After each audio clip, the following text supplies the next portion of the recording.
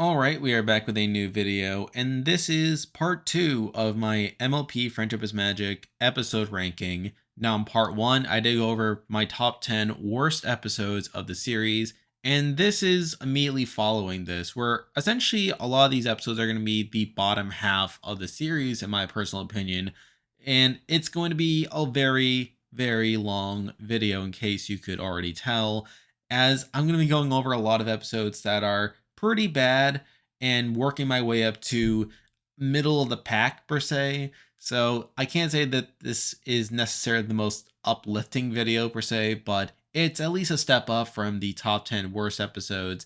Even though at the beginning we're going to be going over some pretty bad episodes as well, essentially the honorable mentions, or I guess dishonorable mentions, of my bottom 10 video.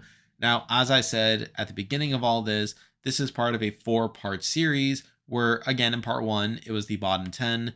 In part 3, the next part that'll be coming out soon, it's going to be mostly the top half, or at least mostly the top 100. And then part 4 is going to be the top 10 episodes of the series. So stay tuned for all that. In this video, we're going to be starting at 196 and then working our way up to 101, essentially setting ourselves up for the top 100. That'll be parts 3 and 4. But there are 96 episodes to go through in this video alone. It's going to be very long. And let's not waste any more time. Let's get right into the video. So starting off at number 196, we have an episode that I've already talked about in previous videos, including the season episode ranking that I included it in. But it is still a not very good episode. But here we have Spike at Your Service.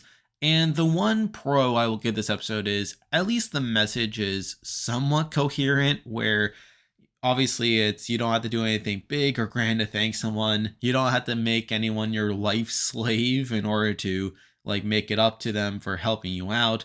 But aside from that, I just could not get behind this episode at all. I mean, and it's not helped by the fact that Spike, who is normally pretty competent and doesn't really screw things up, is all of a sudden screwing things up when he's trying to help Applejack. And the fact that he's so stubborn about this, the fact that he doubles down on wanting to help, even though it's so clear to everyone that it's not necessary, is not very fun to watch. You obviously have the Dragon Code, which again is largely made up for this episode. It never shows up again, wasn't ever referenced before. So there's that. And I found the whole line of Twilight saying that this Dragon Code is a big deal is pretty humorous, considering that we never hear about it. So there's that. And the funny thing is, the original concept for this episode was even worse, where it would have had Rarity be the one that Spike is being a servant to, and just Rarity is indulging in it to a degree. So actually, believe it or not, this episode could have been worse than what it ended up being, but even the final product isn't that good, and it's just an episode that I get zero enjoyment out of. But with that said, I feel like it's not as actively bad as anything from the top 10 worst episodes, which is why it is outside of there, but it's still not good. So because of that, it is here at number 196. Now moving on to number 195, and believe it or not, we have another season 3 episode. Not a good role for this season, but here we have Gaines Ponies Play, which is the follow-up to Just for Sidekicks, which ended up cracking the bottom 10.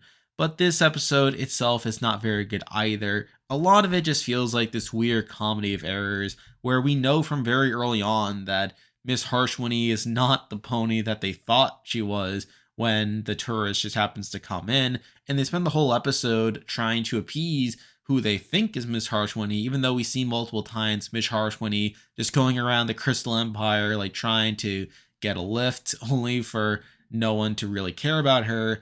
And obviously we see a bunch of other stuff go wrong, and a lot of it's just very boring. We then get to sort of the climax where they find out that Miss Harshwinny is actually someone else and that they got the wrong pony. But obviously by then Miss Harshwinny is so fed up by everything that she obviously just wants to fail them. But then she decides to go to the spa where she talks to the tourist pony that they thought was her. And then she talks about how nice they treated her when she thought they were Miss Harshwinny. And that somehow convinces Miss Harshwinny to approve them for the Equestria Games.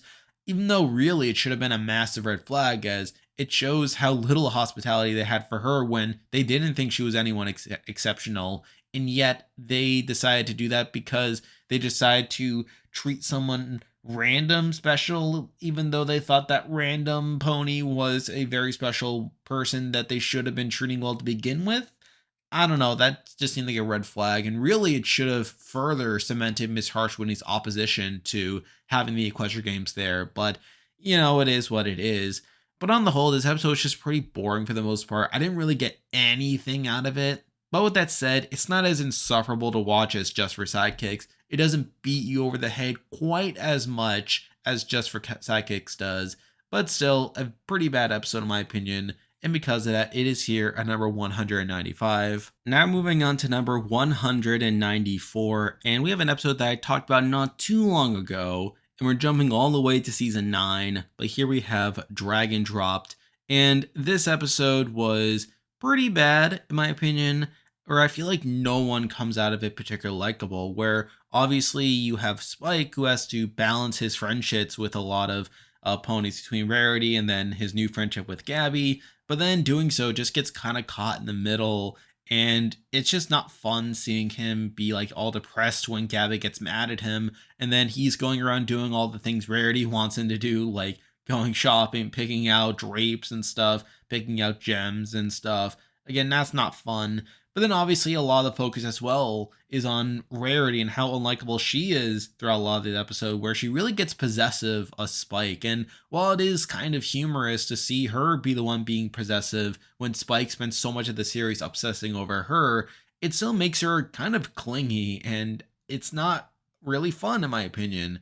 And while the message at the end is kind of okay, it doesn't really make up for the mostly awful experience of watching this episode. It's not really fun to watch. No one comes out of it looking exceptionally good. I mean, even Spike, he seems to be passing up Gabby over and over again as Rarity is trying to butter him up by taking him to all of his quote unquote nerdy conventions and stuff. So, again, that's not particularly good either. So, at the end of the day, this is not a very good episode. And there are some creepy moments as well. I haven't even mentioned the part where Rarity is just standing over Spike's bed and he wakes up and she gives her that weird smile and stuff. So that's kind of creepy.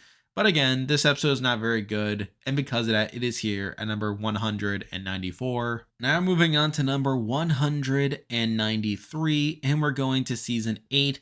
Again, season 8 is going to have a lot of representation on this list. But here we have non-compete clause. And as I said earlier, this is a worse version of Fall Weather Friends in that not only does it have Rainbow Dash and Applejack retreading their old rivalry here, but they're doing it at the expense of the students, and they're actively putting them in danger in order to try to win Teacher of the Month, which again, it's not that good of a reward to begin with. And through that, this episode doesn't become very enjoyable. But with that said, the reason that I don't have this episode lower is two reasons. One, I do like some of the interactions with the students. The way in which they kind of banter about the conflict happening here, and the way in which they ultimately kind of learn their lesson by the end and kind of learn from the two of them based on what not to do is somewhat amusing there.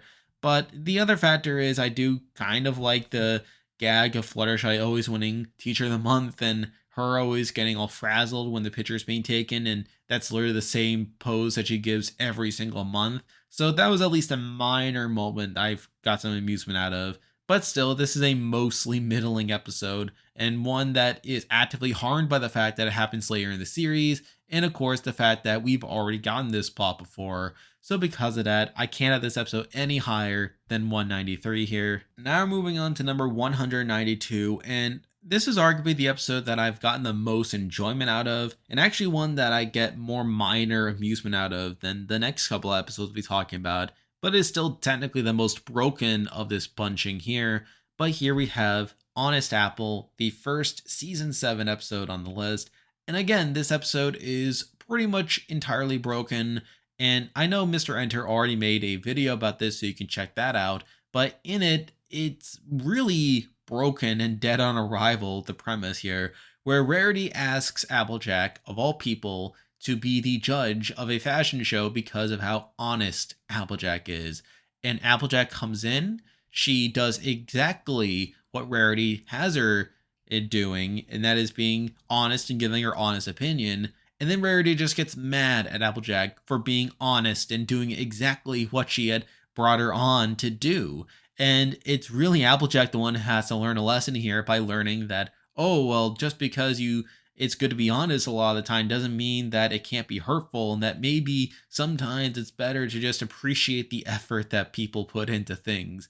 You obviously have that scene where she takes her to Strawberry Sunrise's house and she just tells Applejack how disgusting apples are. And then Applejack literally gets mad at her, only for her to look into the mirror and realize, oh, well, it really does hurt when someone just stomps all over the effort that I put into making apples. So maybe I shouldn't be so harsh on these fashion ponies here. Even though Rarity literally said at the beginning of the episode that despite Applejack clearly over the course of the series has not shown any interest in extraneous and superfluous fashion, that she should be a judge because she's honest. And the fact that Applejack ends up learning a lesson here about why the virtue that caused her to be hired for this fashion show in the first place is actually a problem is, well, a problem. And plus, a lot of the episode is kind of boring, though I will admit the main amusement I got from the episode is meeting the different contestants in this contest. I did find them at least somewhat interesting. I did find a few of the gags about their different entries to be pretty amusing as well. And I neglected to mention this one scene from my season 7 video, but I should mention the scene where Rarity gets frustrated. She grabs the guitar from Pinky and just rages while playing it. She uses it to vent. It's just a random scene and one that's so weird and so out of place that's actually kind of funny. So at least this episode offers that. But aside from that, this episode just doesn't work on too many levels. It's a story that doesn't really work. It's a story lesson that really didn't need to be taught at all, really. And it's a lot of stuff happening that didn't need to happen. So because of that, I can't have it any higher than here at 192. Now moving on to number 191. And arguably this episode is less enjoyable to watch than Honest Apple, in that it's a lot more frustrating. But with that said, I do feel like it's slightly less broken per se. But here we have the Breakup Breakdown, another season 8 episode. And what is there to say about this episode? I've already talked about it before in previous videos. And really, it's your classic misunderstanding where it is so obvious from early on that Sugar Belle isn't actually going to break up with Big Mac, and that the entire reason this misunderstanding happens is because Big Mac just happened to walk in on her at the exact moment where she decides that rather than just say like a normal person that she's going to be moving to Ponyville, she has to make it sound incredibly cryptic. And mind you, there is a bit of self-awareness here where later on in the episode before Big Mac breaks up with her, that Mrs. Cake at least acknowledges to Sugar Belle that, oh dearie, you shouldn't say it like that. You make it sound like you're gonna break up with him. So I mean, at least there's that, but still doesn't make up for the fact that so much of the story revolves around this very blatant misunderstanding. And obviously we see Discord trying to make Big Mac feel better and just giving him very questionable advice. You also have the side plot of the CMC where Sweetie Belle intercepts the delivery that Sugar Belle was supposed to get in. Again, another misunderstanding so obvious from early on that it was actually meant for Sugar Belle and that the letter was just smudged out. So again, we had to put up with that. Really, it's an episode where a lot of it is just waiting for stuff to happen, waiting for these characters to realize that they're idiots and that they just need to get around to putting the pieces together, which again, isn't that fun to watch. But at least the ending's okay, I guess, where Sugar Belle is driven out of town, her wheel gets stuck in the mud, and she has this really comically over the top line of, oh, of all the rotten luck. And then Big Mac does eventually make up with her, so at least the ending's okay, but it doesn't make up for all the annoyances and very blatant misunderstandings that define this episode, to where I can't really have it any higher than here. But again, the message itself is at least sound enough to where Honest Apple had a broken message. This episode at least had a semi-competent message that does put it above this episode, but it's still not a good episode at all. So because of that, it is here at number 191. Now moving on to number 190, and we finally have the first season 4 episode to talk about, but here we have Three's a Crowd. And kind of similar to the Breakup Breakdown, this episode is just not very fun to watch, where a lot of it does focus on Discord, really trying to make himself an irritant to a lot of ponies, but especially Twilight and Cadence, where it's so clear that he knows from early on that Twilight and Cadence have this one day they got to spend together, and that he has to fill it up to teach them a lesson of some sorts. And it's not really fun to watch. Now, I will say a couple things in this episode's favor. I mean, for one, this is technically the first episode right after Keep Calm Flutter On, so there's still an excuse for Discord being this rocky around the edges, in that while he does mean well per se, that he has a really twisted way of going about it. At least it's more justified here than in other cases, such as A Matter of Principles, where he still hasn't fully learned the lessons of friendship here. So at least there's that. Also, the pacing of this episode is really off for whatever reason, where it takes over 2/3 into the episode before they even go on the quest that involves them getting the flower that would supposedly make Discord feel better.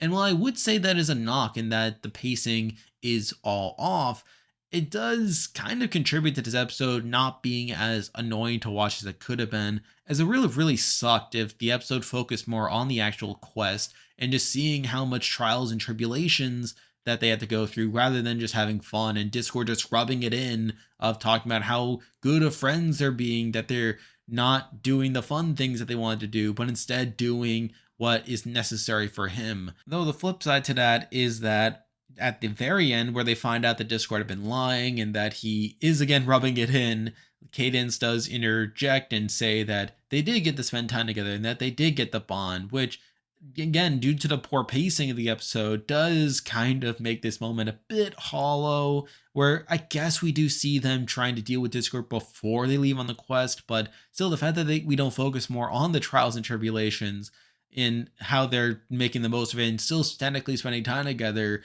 it does make that line a bit weird for her to say. So I do feel like it is a mixed bag, where on one hand it is technically flawed that the pacing doesn't focus more on the adventure, but it also mitigates what could have been a very frustrating episode to watch. Oh, and also the Glass of Water song is pretty overrated in my opinion. I've never really gelled with it, and I don't get why it's as big of a fan favorite as it could be, other than I guess it's just the meme song, I guess. But I don't know, I never really clicked with it that well. So at the end of the day, I did find this episode to be mostly middling as well. Again, an episode that had some weird pros and cons against it, but mostly cons that do drag it all the way down to this bottom tier here.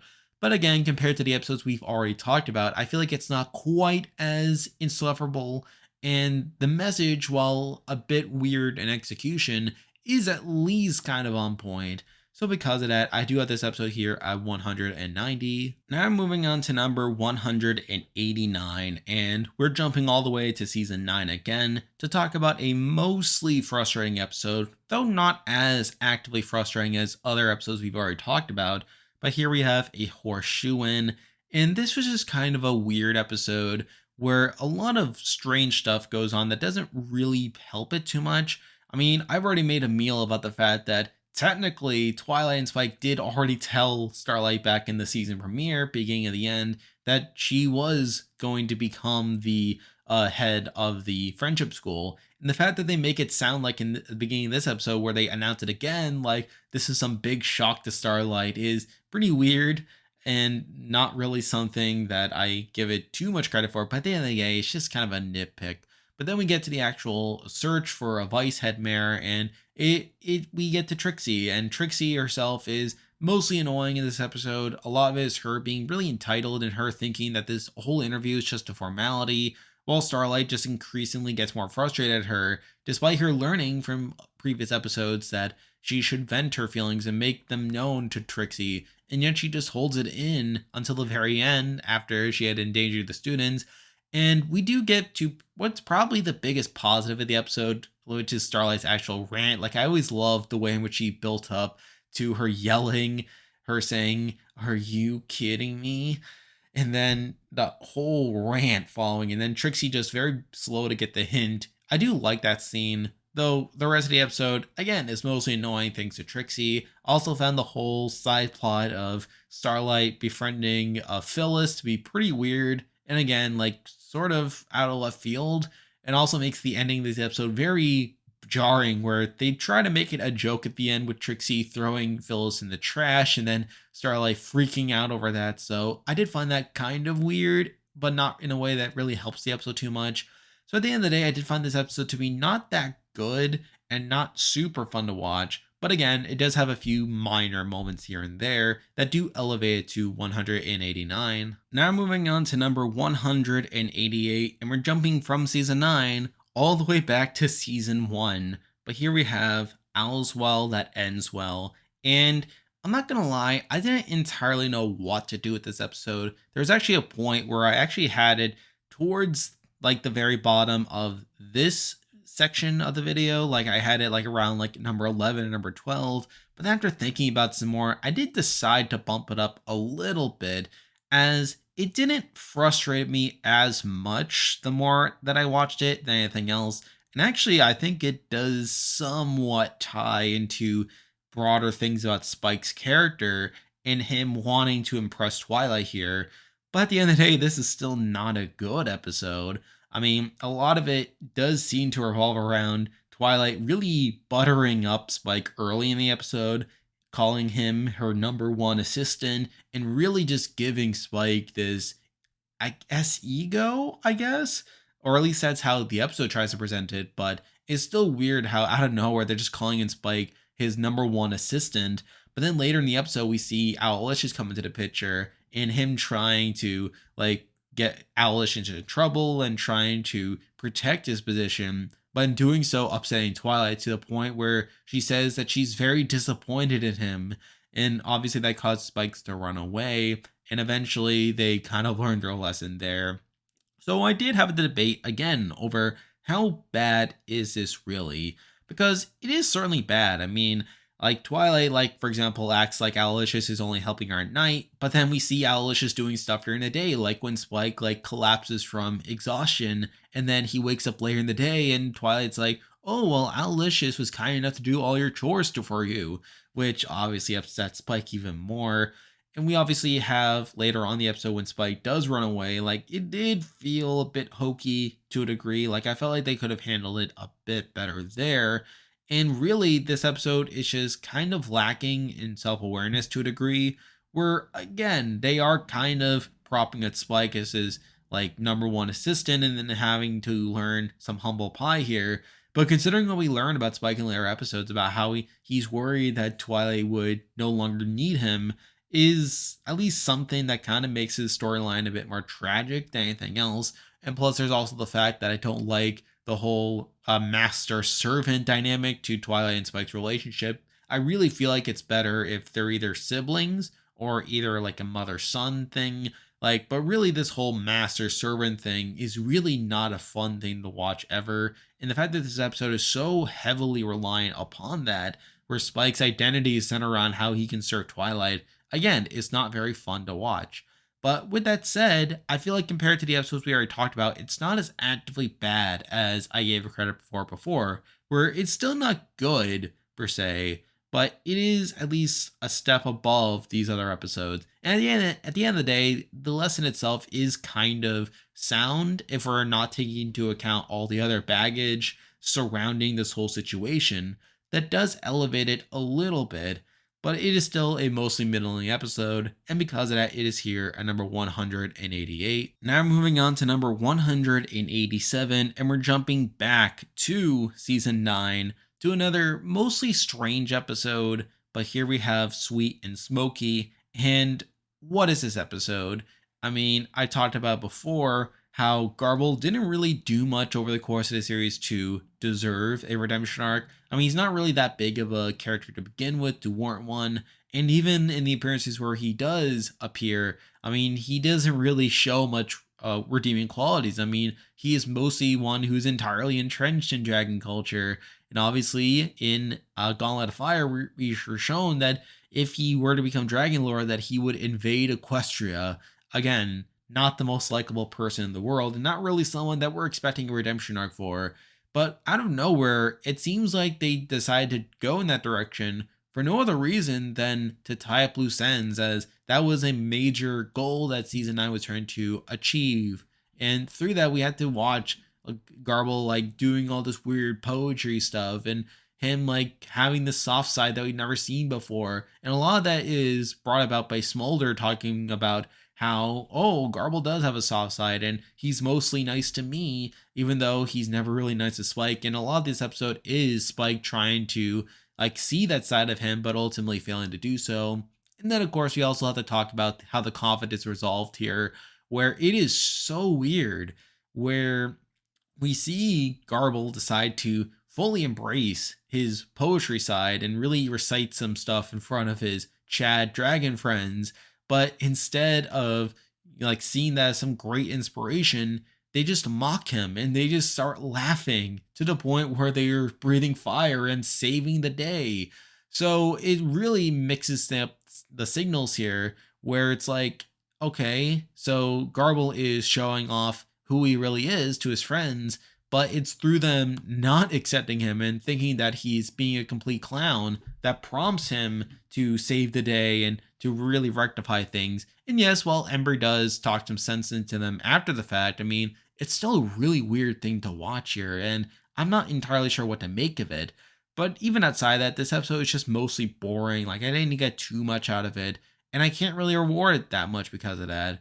But again, it's not as actively bad as the episodes we've already talked about. It's just really bizarre, but it's through those things that cause it to fall at least this low on the list. So because of that, it is here at number 187. Now moving on to number 186, and I was pretty critical of this episode at the time of its season episode ranking, and given its placement here, I am still mostly critical of it. But here we have the one where Pinkie Pie knows, and as I said at the time, it really feels like Pinkie is out of character, where on one hand, the episode does make very brief references to Pinkie promises and even makes a joke at one point about how Pinkie has been getting a bit too liberal with making her Pinkie promises. But still, it has this whole premise of Pinkie struggling to keep this secret in, despite it being stated multiple times throughout the series that Pinkie values secrets a lot. She feels like friendships can end over breaking a secret. And the fact that we have Pinkie being the one who has to basically struggle and learn to keep in a secret is really bizarre to see and not really executed very well. Where I feel like it would have been one thing if this episode was trying to go for a message of how sometimes things are easier said than done. And in this regard, Pinkie could have learned to maybe ease off of her Pinkie promise. Like maybe it goes too far. Maybe she expects a bit too much out of others. And maybe she actually breaks the promise. She accidentally spills the beans, ruins the surprise, maybe feels bad for it, and then comes to learn that maybe she's been a bit too harsh on others for not exactly being faithful or not exactly upholding their promises. I mean, at the end of the day, I still don't know if I would have liked that, but it certainly would have been better than what we got here, where despite those very brief references, it completely forgets that Pinkie is someone who is very capable of keeping secrets and is still very critical of those that are unable to keep their Pinkie promises. And all for what? Just because it's a baby and babies are inherently exciting and she feels like it would be very cute and what have you. So I don't know. I felt like the episode didn't do that great of a job in that regard. Not to mention all the humor in this episode, which just felt very random for the most part and not really very funny. I mean, really the only joke that I found even halfway amusing was the one where she was imitating the inflatable noodle arm thing that was outside the shop. But even outside of that, there were still plenty of other weird moments as well. But most particularly at the very end, once she finally is able to succeed in the mission and she literally breaks into pieces over how much pent up pressure she had in her. And to me, that was probably the weirdest gag in the entire show. It really feels out of place. Like, it doesn't feel like anything you would expect anywhere else in MLP, and it doesn't really work either. It's just really creepy and kind of weird and out of place. But, outside of that, the episode doesn't really work too well. It's not overly funny. Really, the only scene that I found pretty interesting was the scene where the others were approaching Pinky and asking if there was something she wanted to say. And I don't know, I felt that like could have lead into something with her accidentally revealing the secret.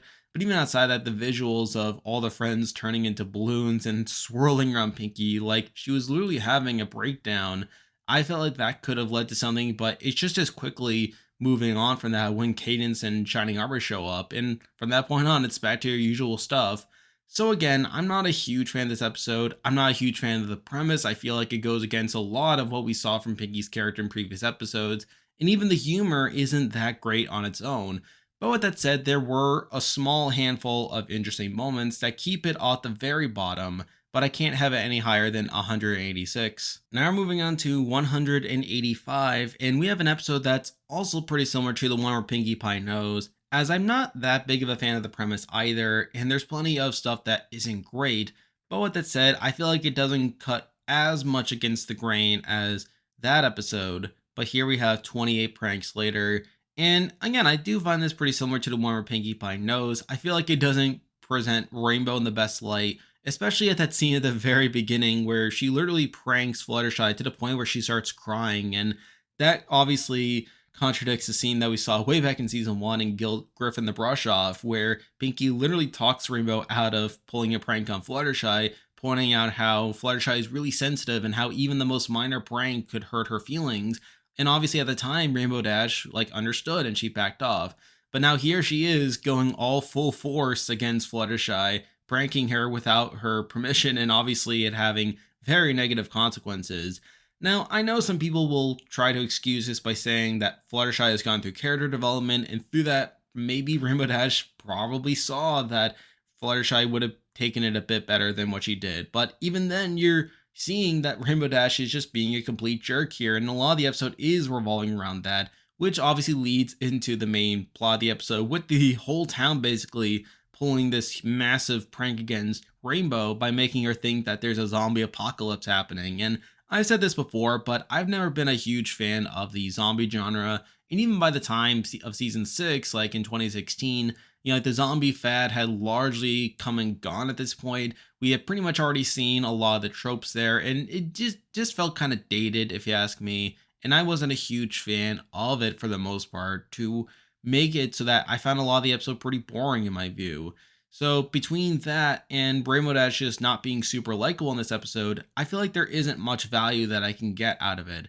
But with that said, I feel like Rainbow Dash going too far with pranking is a bit more in line with the character than Pinkie struggling to keep a promise. And at least the payoff, I mean, at least she gets her comeuppance at the end, which is something, I guess. But even so, this is not a very good episode, not one that I particularly look forward to rewatching, and because of that, it is here at 185. Now we're moving on to number 184, and we have another episode that isn't very good, but honestly, I don't have much to say about it, which is funny given the title, but here we have hard to say anything. And again, this episode just exists. I'm not very much of a fan of it. A lot of it just feels kind of weird with the Justin Bieber pony trying to woo over Sugar Belle for a lot of it. You had the CMC trying out all their gags to get Big Mac to like win over Sugar Belle, but a lot of it not really working. Really, the highlight of the episode is the song, but even then, it's more so of a cringe style of humor where you have Big Mac clearly not knowing any of the lyrics and just making stuff up on the fly. And a lot of it just feels like a slog to the finish, pretty much. I don't really have much to say outside of it. It doesn't really stand out anyway. It doesn't really have much merit to it. But again, compared to the other episodes, I feel like there isn't as much actively bad about it. So because of that, I have it here at 184. Now we're moving on to number 183, and I'm a little surprised this episode is as high as it is, as I never really saw this as a good episode at all, and its premise doesn't really work on any level. But with that said, I feel like it doesn't offend me as much as certain episodes we already talked about, and it does at least have one good scene. But here we have the cart before the ponies, and this episode doesn't really work. I mean, basically, none of this would have happened if the CMC had just stated from the beginning what they wanted, and through that sorted themselves with the proper adult pony involved. Instead, we see like their pairings just naturally come together, and through that we see Applejack, Rarity, and Rainbow all assume what their counterparts want, and through that, just take complete charge of the project. And a lot of it's just not really fun. It's an episode that relies entirely on a miscommunication. If the characters just took 5 seconds to open their mouths, we could have avoided this entirely. And it's not very fun because of that. And obviously, that's a big reason why I have it this low. But with that said, after thinking about some more, I did decide to give it a couple more points for a few reasons. I mean, for one, I do kind of enjoy some of the backstory, particularly with rarities. It really feels like Rarity and these grown-up ponies are trying to live vicariously through their like younger counterparts, and through that there is some intrigue involved there. So at least there's that. But obviously, the big highlight of the episode is the actual race itself, where we have this really bopping song, like about derby racers. And I just find the song to be very interesting. It has a lot of cool visuals to it that is enough to make this episode at least somewhat notable in my eyes. And on top of that, yes, while the story itself doesn't really work and it can be a bit frustrating at points just seeing these characters not really open their mouths, at least it justifies it to a degree with the CMC saying how they don't want to step on their toes, how they assume that the adults know what they're doing. And it was really only when the race came, when they decided to drive the carts that they had single handedly built, that they finally got over the edge, which does lead into the resolution after like everything crashes and they finally stand up to their older siblings, which I do find to be a bit of a cathartic moment there. So at least there's some mild enjoyment in this episode that does keep it from being lower on the list. But still, it's a mostly bad episode. It's one that relies a lot on miscommunications and characters not opening their mouths, which is why I have it here at 183. Now we're moving on to 182, and we have an episode that I know a lot of people hate and consider to be one of the worst episodes in the series. And obviously, given its placement here, I largely agree with that, and it does have some massive, massive issues. But I can't fault it entirely, and I do feel like it gets a bit of a bad rap at points. But here we have a rock hoof and a hard place, and I've already talked about this before in my season 8 video. But yeah, this is a mostly bad episode. It's one that really tries to delve into a serious subject matter, that being suicide, but doesn't seem to fully realize the implications of what it's saying here, where obviously the main analog to suicide is rock hoof wanting to be turned back into stone. And I still stand by what I said in my season 8 video, where I feel like the episode seems to treat it like pretty dismissively at points, where it almost feels like rock hoof doesn't think much of it, and it seems really quick to resort to that as a way of getting out of his problems, to the point where he's even trying to figure out how to have the right pose in order to like look good once he turns into a statue. You obviously have like his big story at the end where he shares a story, but then just very quickly like walks away after that to be like, well, it's time to turn to stone. Okay, he doesn't quite say that, but it largely feels that way. It really feels like the episode could have done more to explore like what it's actually trying to show here. And it seems a bit shy at points, but still like treating it very dismissively, which is mostly bad. Also find some of the reasonings why Raku fails at his various tasks to be a bit flimsy, like the fact that Spike and Smolder decide to have a fire breathing contest indoors during the day. And apparently this happens frequently enough to where no one else has ever attempted to put out the fire before, which again feels like a pretty flimsy excuse just to make Raku seem like a loser. You also have his whole sailing escapade, which is a really ridiculous scene with the hippogriffs like really like praising him for a lot of it, and it seems like he gets dismissed over a pretty like insignificant thing that could have been easily avoided, and really a mistake that honestly I felt like a lot of like people would have made. It really felt like an accident. But then we have like the captain giving this really over the top like salute as he's dismissing him, which I found very ridiculous as well. So again, there's a lot of issues with this episode in terms of its subject matter, in terms of its execution, and really in terms of its story. But with that said, I do find there to be a couple good moments, like the actual story itself, with Raku finding his purpose through storytelling. At least there's that. And again, there are a few minor moments as well that I find interesting. And plus, despite me criticizing its handling of the subject matter, I can at least appreciate the episode for attempting to handle it, and I don't feel like it was as actively bad in managing it as I make it out to be, even if I still find it incredibly clumsy. So, again, I can't say that this is a good episode per se, but I can at least appreciate what it was going for, and there are a few minor moments I find interesting about it, to where it is at least here at 182. Now we're moving on to number 181, and we have an episode that's a bit of a classic, though not for good reasons per se. But here we have Look Before You Sleep, a season 1 episode, and I feel like this is largely a better version of The End and Friend, though it's still not a good episode. I feel like a lot of it hinges on Twilight just being completely oblivious to the clear tension between Applejack and Rarity for a lot of it, which really makes this episode kind of a drag for me. And really, like, we get to that scene where Twilight finally snaps at them, and it almost seems like she doesn't see the point of what's going on. She seems to be entirely focused around her sleepover and the fact that Applejack and Rarity are just ruining it for her, despite it being very obvious that they were not in the mood to have a sleepover, that they clearly had some issues to resolve. The fact that she was oblivious to it, and then she later decided to take it out against them, making it feel like she was the victim in all this. It's just not a great look, and really, this episode is not ideal because of that.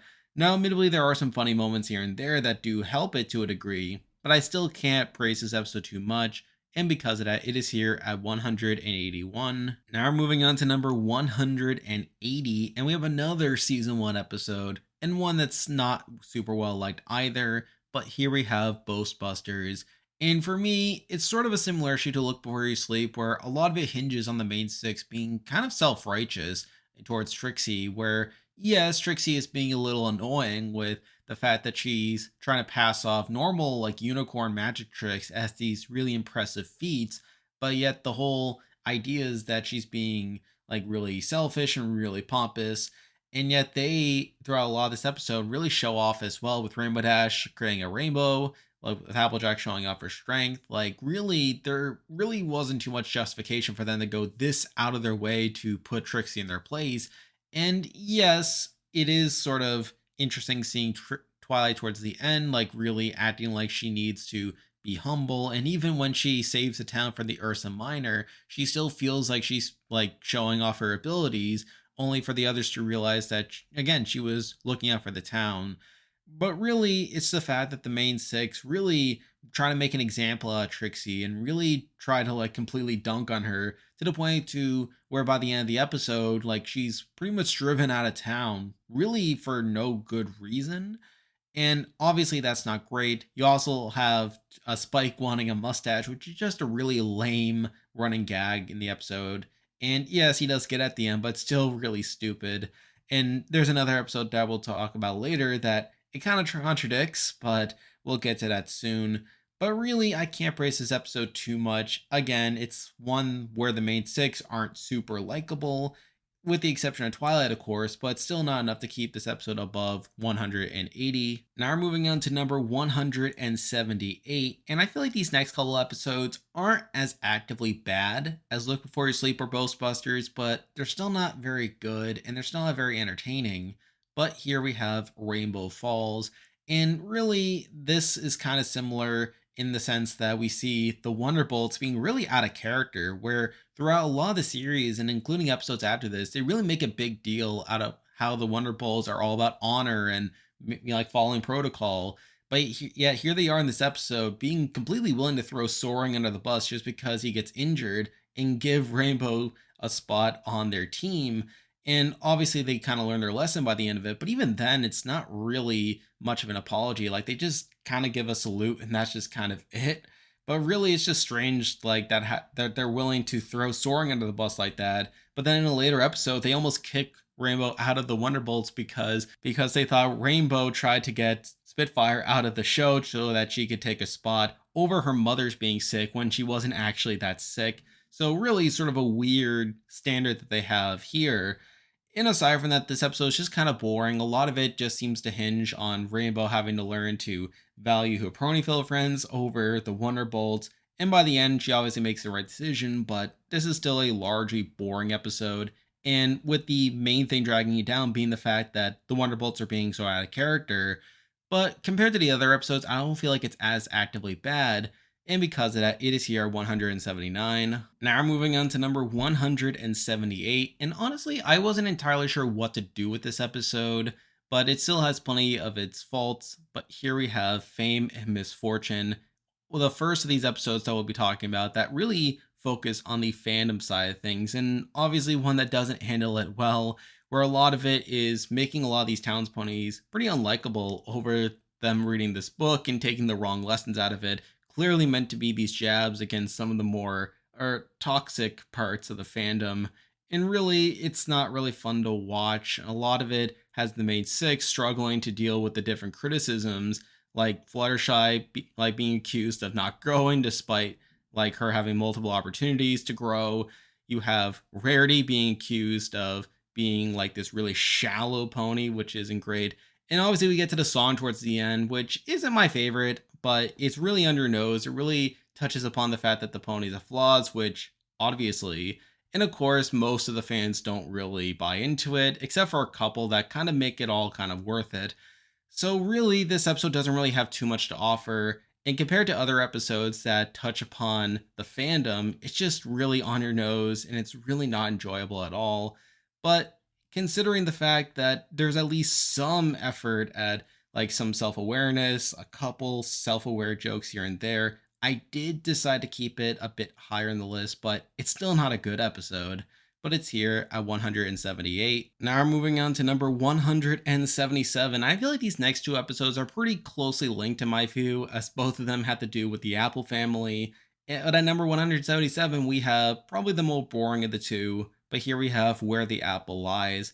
And this episode just feels really strange, where we see that Applejack used to be a really bad liar and one that lied all the time, while Big Mac was someone who talked a lot.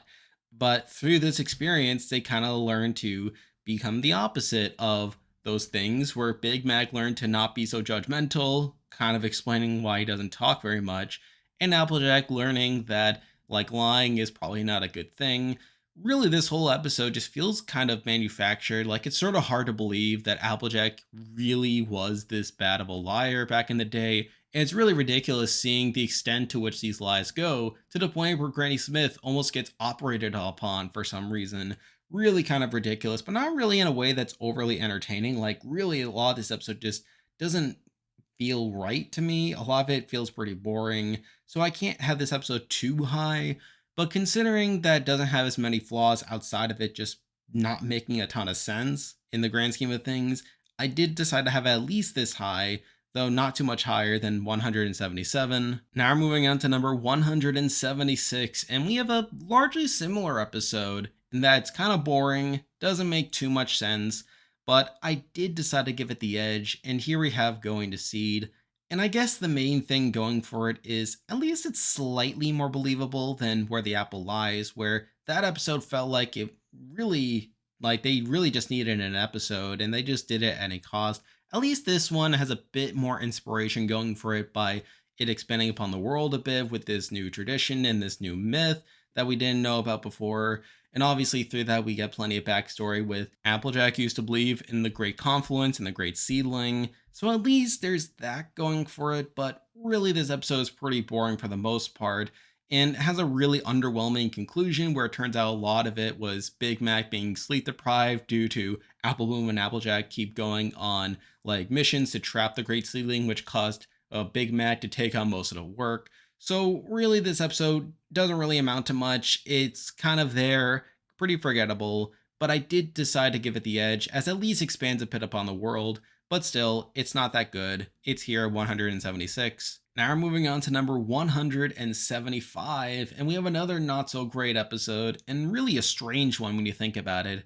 But here we go to Fake It Till You Make It, a season 8 episode. And what is this episode? I still don't understand the premise of it, even after watching it a number of times.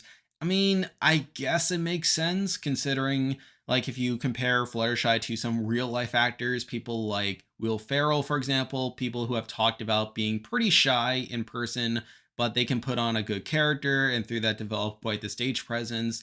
So I guess there's that. But still, this episode doesn't make too much sense, and it really stretches with its premise, with Fluttershy putting on all these characters just to be more confident and run the store, but getting carried away and getting absorbed in the characters, which really drags this episode down. Now, to this episode's credit, at least the characters that she comes up with are somewhat interesting, with the goth character, the Valley Girl, and like the prissy boots. So at least those are mildly amusing, but still, this episode doesn't really have much of a reason to exist outside of that. It's a really strange concept. And yes, while there's some reason to believe that it makes sense in the real world, it just feels like such a stretch. And just to see this type of story in MLP is really, really weird. So I can't have it too much higher simply because of that. But then again, I feel like there's at least some merit to it with the characters. But I had to leave it here at 175. Now we're moving on to number 174, and we have a bit of a similar episode to Fake It Till You Make It, in that it has a somewhat similar theme going on. But here we have Newbie Dash, and obviously there's similarities here with Rainbow Dash like impersonating all of her friends to try to change her reputation. But it's still a really weird segment with Rainbow Dash literally changing her mane and really trying to like act like the rest of her friends. And some of the nicknames that she wants like to be her replacement are really strange. Like she wants to be Care Mare, which again, really much of a stretch.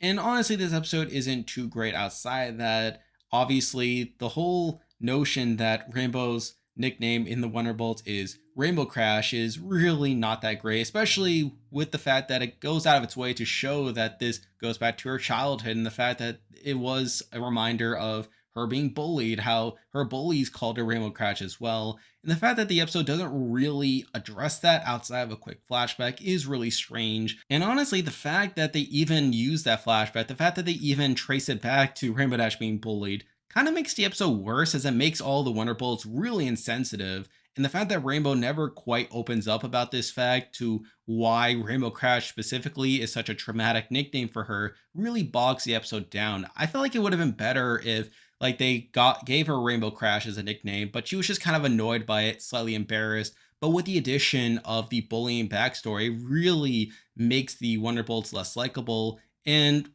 Rainbow Dash's acceptance of this nickname by the end of it kind of strange. I feel like they don't really address too much of the baggage associated with it. But outside of that, this episode's just kind of mediocre. I mean, nothing too bad to where it would be one of the worst episodes of the series. There are some things in it that could work, but I feel like for the most part, the fact that they included the bullying aspect to it just made the episode worse. It made the Wonderbolts less likable. And obviously, the whole segment with her impersonating her friends was really strange. But I did decide to give this episode the edge over Fake It Till You Make It, as at least this episode's a bit more necessary to the overall series in that it is Rainbow Dash's first episode as a Wonderbolt, like her finally accomplishing her dream after multiple seasons. So at least it has that going for it, but still, there's a lot of strange stuff going on in here. Nothing too spectacular. And because of that, it is here 174. Now we're moving on to number 173, and we have an episode that isn't really well liked in the grand scheme of things, but has one really notable scene in it. But here we have from season 2, A Friend Indeed. And this episode is mostly bad, where a lot of it is Pinky not really seeing that Cranky wants to be left alone. And yes, while she does get her way at the end with Cranky opening up more, with him reuniting with Matilda, it doesn't really justify a lot of her behavior beforehand, where despite Cranky really, really wanting to be left alone, she just keeps pushing the issue. She keeps pushing the fact that she wants to be his friend, even to the point where like she accidentally ruins his scrapbook, and then he like basically bans her 5 ever, which was a bit of a funny moment, but still speaks to her behavior throughout a lot of this episode. Though obviously the big highlight of the episode is the Smile song, which is one of my favorite songs in the entire series, and the fact that it comes in this episode is a bit unfortunate, as it causes it to like sort of fall behind to a degree, given the fact that the episode itself isn't very good, but still enough to elevate the episode to a degree. And even some of the songs that she sings when she's first interacting with Cranky, yes, while it is a bit pushy, it doesn't quite reach into some of the stuff that we'll get later into the episode, particularly when she tries to break into his house. But some of those little songs that she sings along the way about welcoming him to Ponyville are pretty nice as well. So it's not as if this episode is completely devoid of value, and one can't ignore the magnitude of the Smile song, even if its bearing on the actual story is pretty minimal. A lot of it does feel a bit of a non sequitur, but still speaks to Pinky as a character, really encapsulates her philosophy on life, and really is enough to keep this episode from being lower on the list. But again, given Pinky's behavior in the rest of the episode, it's not great. It really drags down the episode. And because of that, it's here at 173. Now we're moving on to number 172. And we have an episode that's not very fun to watch, and really one of the ones that I would have lower on a list of episodes I would want to watch again.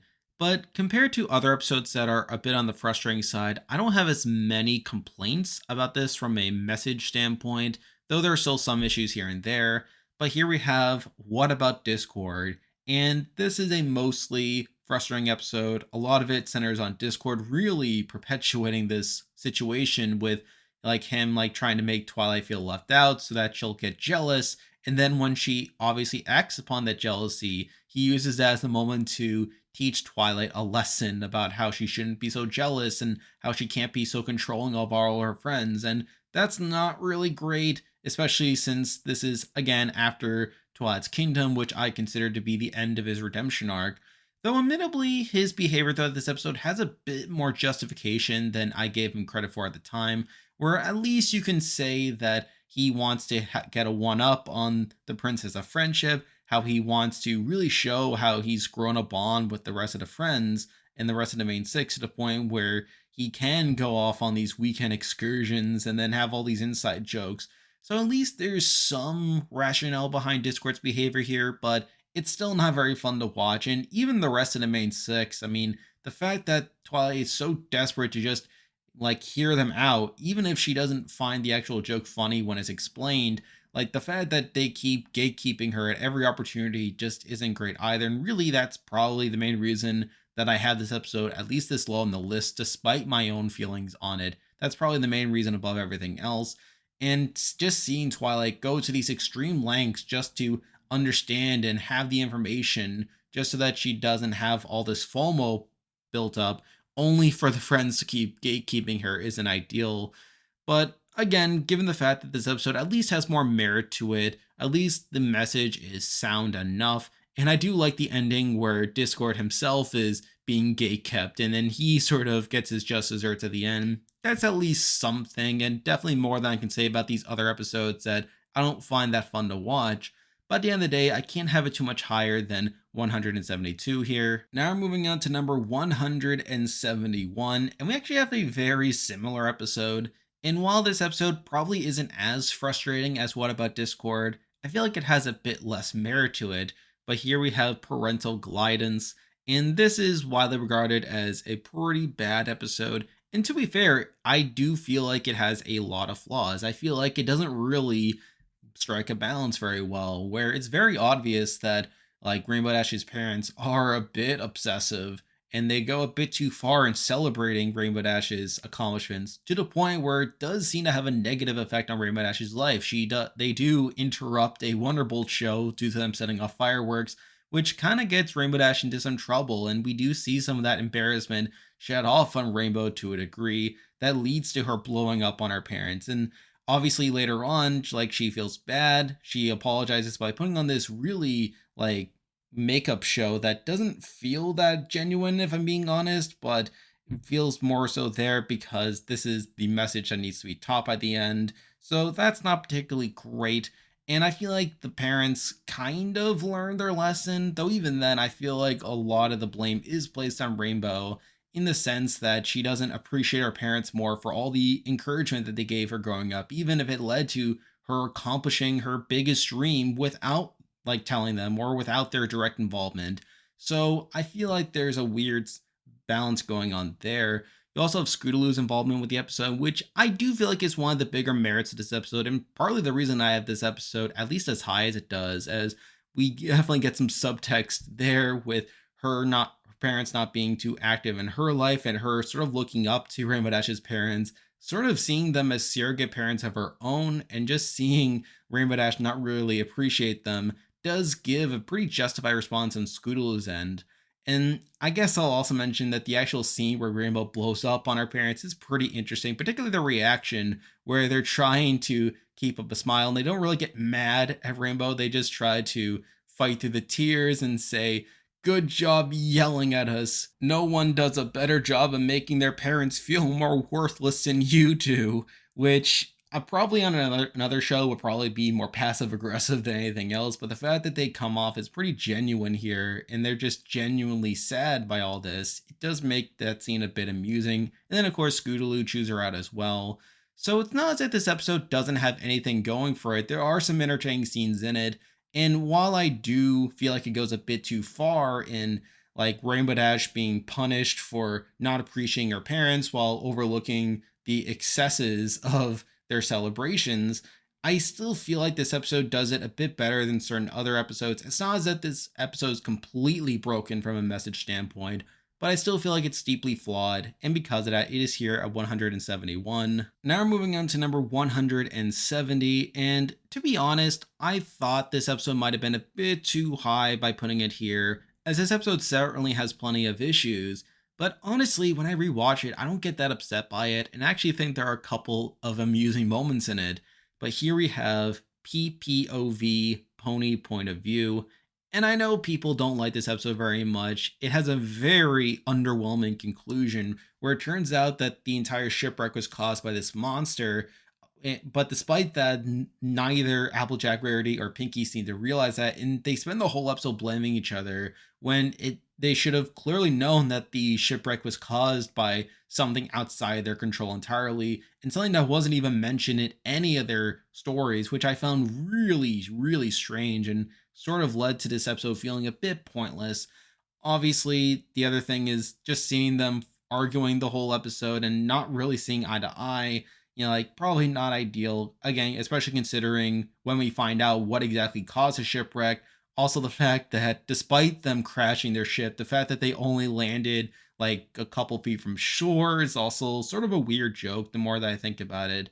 But the main thing keeping this episode somewhat in contention is seeing each of the stories play out, where each of the three present their side of the story, and along the way, they completely stereotype the other two, really trying to vilify them. I feel like the one that stands out the most to me is an Applejack story where she presents Pinky as this complete brain dead moron who just eats anything that like she sees. And obviously we had the gag of her munching, which I find very humorous. So it's not as if this episode is boring per se, and just seeing the different portrayals of the events does lead to this episode being somewhat entertaining for me. But it's the fact that the episode has a very anticlimactic conclusion, really setting up a whole reveal at the end that isn't even that fun, and it's not even one that makes a whole lot of sense considering how they should have known that this monster was what causes like big shipwreck, but yet they spend the whole episode blaming each other. It just kind of makes the episode not work super well, but considering the entertainment value I get from this episode, plus the fact that it's not as actively bad as other episodes we've already talked about, does lead it here at 170. Now we're moving on to number 169, and we have another episode that is usually remembered pretty poorly as a pretty bad episode, though, as I've said before, I never really had that much animosity against this one. It's just mostly boring for me. But here we have the Showstoppers, and honestly, looking back on it, it's just mostly boring the more that I think about it. Yeah, I know people talk about the song and how the song is supposed to be bad intentionally, but it's still very cringy, and yeah, that's true. You also have the fact that the CMC are trying out different things for seemingly no reason. It's pretty arbitrary how they're just trying out different things. Like you have Apple Bloom who wants to do the choreography for some reason. You have Sweetie Belle who's making all the sets and the costumes, and you have Scootaloo who wants to like write the music. And it's pretty clear that this is a pretty poor fit. And a lot of it still feels like the CMC wanted to have their own series. You could tell that they were trying to make the CMC their own thing separate from like the rest of the series, but it obviously doesn't quite work out in that way. You obviously had the ending as well, where they win the award for comedy, which probably should have been more of an insult than anything, and probably should have been something that hurt their feelings, but they take it pretty well. And then obviously they walk away not really learning their lesson and continuing the whole storyline of them trying out different things.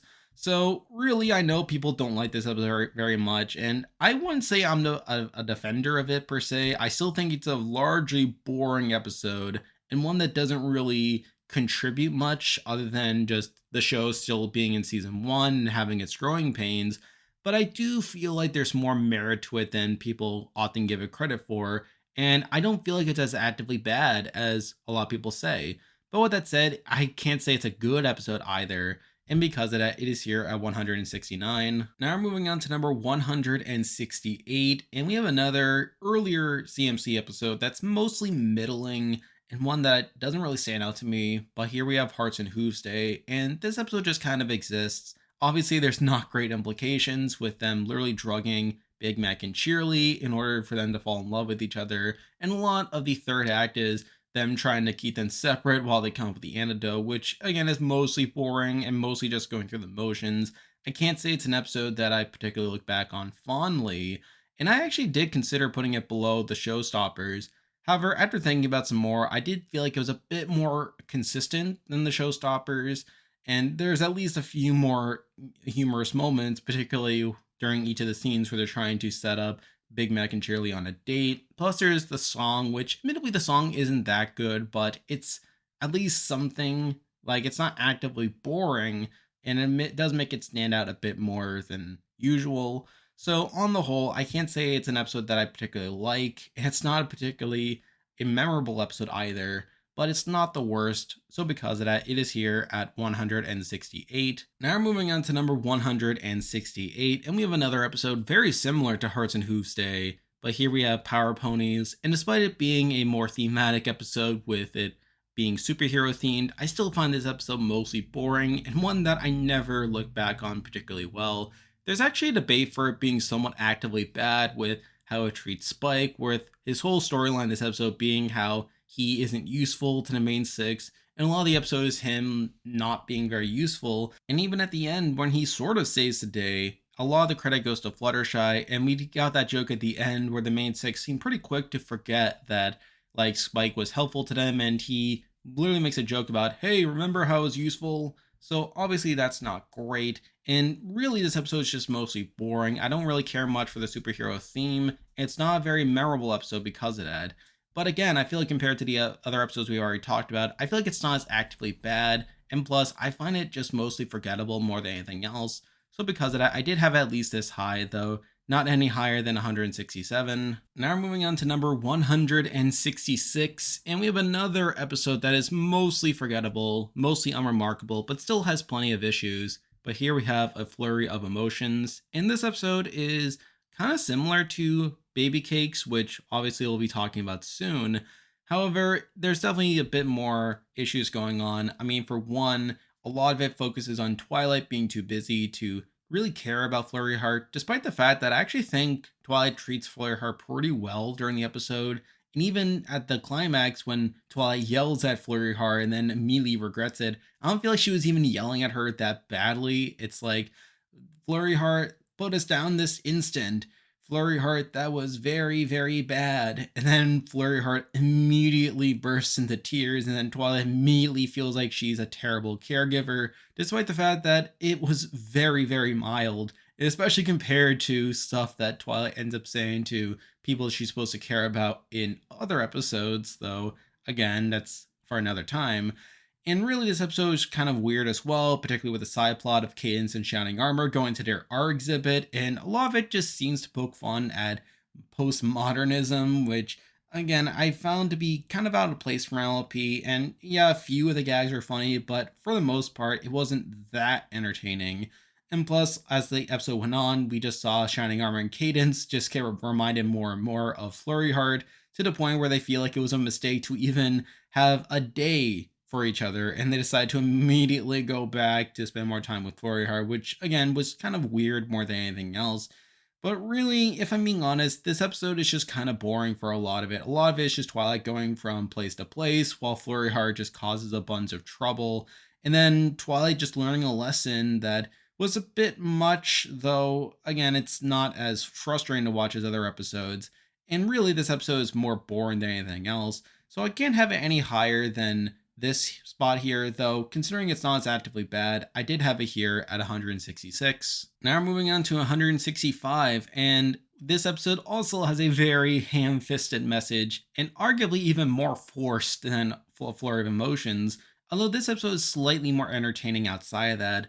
But here we have growing up is hard to do, and again, the whole message of grown-ups can't do whatever they want, adults have responsibilities too, is very, very forced, almost laughably forced, particularly at the beginning when Rarity and Rainbow and Applejack Jack really go out of their way to tell the CMC that they can't go off on their own for whatever reason. And Applejack's was completely unprompted as well, where she literally says, I can't go. And don't even think about going off on your own. You're too young. You can't handle the responsibility, which again, it's just so forced that it's almost kind of funny, but again, that was more unintentional than anything else. We get to the part where they use the spell in order to become grown-ups, and I do love the designs of the CMC as adults, particularly Scootaloo, where her wings are still pretty small, almost confirming the fact that she has a disability and will probably never learn to fly. Though obviously we see this design again in the last problem as well. And even Apple Bloom and Sweetie Belle have cool designs as well. And we see a lot of them like just going about their business, like really trying to have fun. And it's pretty humorous seeing these grown-ups like just acting like children and just seeing the different reactions from the background ponies, just them being annoyed by these literal man children just running around and just treating their age like it's an excuse to do anything they want. We also have the song, which is definitely one of the bigger benefits of this episode, that it has a song. It has really cool visuals throughout a lot of it, particularly with them walking on top of the earth and all the stars coming out. We also have them literally being stage directors in a movie, on a movie set, which is also a cool visual as well. And just in general, the song is pretty catchy. We then get to the train stop when they get off too early, and they're pretty lost for a lot of it, and they're trying to find their way to the carnival. And then they find these kids. They agree to escort them to the festival, but then for whatever reason, once they escort them to the festival, the kids just kind of expect them to continue being their caregivers, and they get pretty upset at the CMC when they just run off on their own to do their own stuff, which really just reinforced how forced the theme is here, with the CMC never seeming to agree to be the caregivers for these children once they get to the festival. And it's sort of strange just to see these kids calling out these quote unquote grown-ups for not being their caregivers. And then we get to the ending where like Twilight and Fluttershy come in, they teach them their lesson, and then they wish to go back to being children. So really this episode is pretty forced for a lot of it, and I can't say it's good because of that, though there's a lot of ironic humor that comes from how forced it is. And of course, the song is a benefit for it. So while I can't say this episode is too great, I feel like there's enough merit to have it at least this high at 165. Now we're moving on to number 164, and we have another mostly mediocre episode, and an episode from pretty early on in the series. But here we have Swarm of the Century, and this is again, mostly mediocre episode where I kind of get the message they were going for with how you should listen to people and how a lot of this plot was triggered by miscommunication. But the big problem here is the fact that Pinky herself didn't really do much to make herself heard for a lot of it, where a lot of it was just her saying that she needed certain instruments in order to solve the problem. And rather than explain herself, even when some of her friends wanted to learn more, she just ignored them and insisted that she needed these instruments for seemingly no reason. And it's so weird that Pinky herself never seems to realize this. And it's only at the end when like it all comes together, we find out why she needed all these instruments, that like we kind of get it. But even then, like she probably should have realized that maybe it was a two-way street, how maybe the main five like obviously needed to do more listening, but Pinky herself needed to like read the room a little better and realize that maybe the others just didn't know what was going on. They didn't really see how any of her requests were relevant to what was happening. And aside from that, it's a mostly boring episode, not really one that I remember too fondly. But again, it's not as actively bad. It doesn't really offend me too much. even though it is a miscommunication episode, which I've talked multiple times about, I never, ever, ever really stick up for. But considering that this episode's mostly harmless, I can't have it any lower here, but I have it here at 164. Now we're moving on to number 163, and these next couple episodes are mostly polarizing, episodes that definitely have some pretty massive negatives, but also don't have too much issues outside of their negativity that would allow them to be lower on the list. But in 163, we probably have the most flawed episode of this bunch, and probably the one that people would say I would have too high. But here we have Father Nosed Beast. And the thing about this episode is, yes, it is a mostly bad episode with not too much going on in the positivity side of things. But I do feel like Smolder's relationship with Spike is a big highlight for me, where I feel like if it wasn't for that, if Smolder were not in this episode definitely would be lower. And it's just interesting seeing how she's able to talk to Spike about how, like, this isn't how dragons are supposed to be raised. I like how she's by his side when she really exposes Sludge for not actually being Spike's father. And I feel like that alone is enough to really keep this episode from being lower on the list. Also, I always mention this when I talk about the episode. We have to talk about the X-ray gag in the episode. It's just so weird, and I have no idea what the writers or the animators were thinking when they decided to include that in the episode. I mean, you have what's supposed to be a pretty emotional scene when Twilight is having her feelings hurt by Spike, when he basically accuses her of not caring about him and how, like, she's not really his parent. But instead, they go for this really random gag of like us showing us her X-ray of her heart breaking, even though like hearts aren't made of bone like they're actual organs. It's just a really out of place gag that really makes the tone of the scene really confusing. I don't really know why they thought that would be a good idea to put in what's supposed to be a heart wrenching scene. But the weird thing about it is, I actually think it's kind of a positive for the episode. I mean, it's like so out of place that it's actually kind of funny. And the fact that I keep talking about it really shows to how it makes the episode kind of memorable. And I feel like the episode is slightly better off because of it, even though I recognize that tonally it doesn't fit and probably should not have been in the episode. But if we're taking all that out, again, the episode's mostly mediocre. Just watching Sludge mistreat Spike for a lot of it isn't really fun. I mean, Sludge himself kind of comes out of nowhere. He sings a mostly middling song, not really anything to write home about. And just seeing Spike like just be so willing to like suck up to who he thinks is his father just is not really a good look for me. And I get why the people say they don't like this episode very much. I mean, it is this low on the list. But honestly, the more that I think about it, there are more positives in the episode than I feel like a lot of people give it credit for, namely with the Smolder Spike relationship and really how she sort of softens the blow in what should be a Spike torture porn. And I feel like that alone is enough to have it at least as high on the list. But again, it's a mostly polarizing episode, and because of that, it's here at 163. Now we're moving on to number 162, and we also have an episode in this grouping, and definitely one of the first really controversial episodes of the series. But here we have Feeling Pinky Keen. And admittedly, I was a bit more positive in my season 1 ranking about this episode than I'm sure a lot of people were. And a lot of that did stem from the message. And I do recognize the flaws in the message. Well, not so much the message itself, but more so how it was actually presented here. Because as I said at the time, I don't feel like it's inherently the worst message in the world.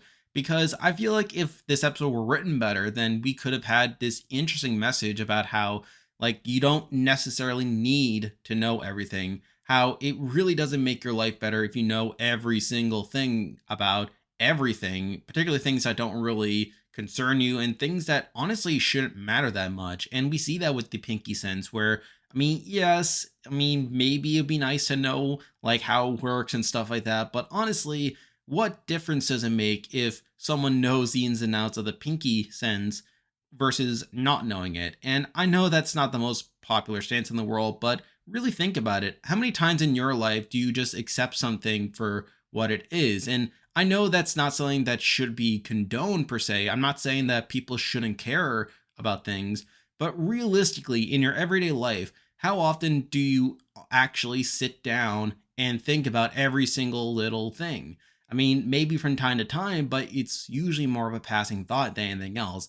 And I feel like if this episode were written better, it definitely could have conveyed something of that level of complexity, though obviously it would have been very difficult to execute. And I do acknowledge that at the end of the day, like the episode kind of drops the ball to a degree. It doesn't really present Twilight as being in the right at any point, and it doesn't really communicate if or when like the pinky sense and knowing about it really should matter versus times where it maybe doesn't matter so much.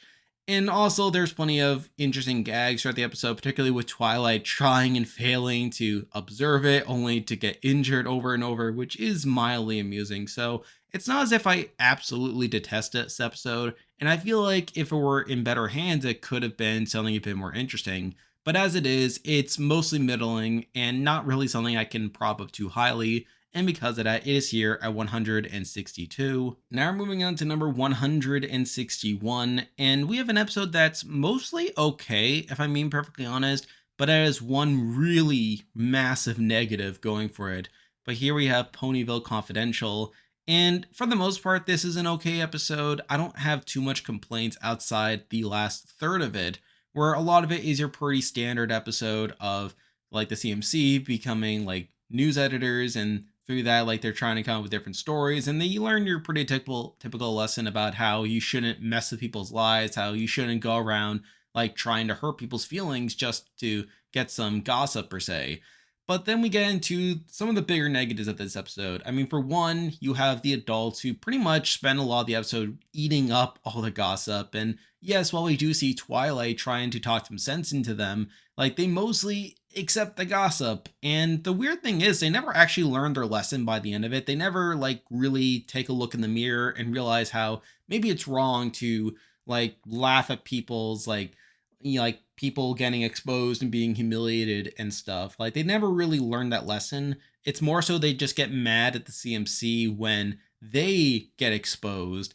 And obviously that leads into the last third of the episode, which has probably one of the worst segments in the history of the show, in my opinion, where we see the CMC realize their mistake and they try to rectify it. They try to tell Diamond Tiara that they shouldn't be publishing this stuff anymore, only for Diamond Tiara to basically blackmail them by saying that she'll publish humiliating stuff with them, which causes them to stay quiet. And despite them already like learning their lesson to a degree, I mean, outside the fact that they themselves don't want to be humiliated, like like which sort of leads into their hypocrisy. So I guess that justifies them like going through this.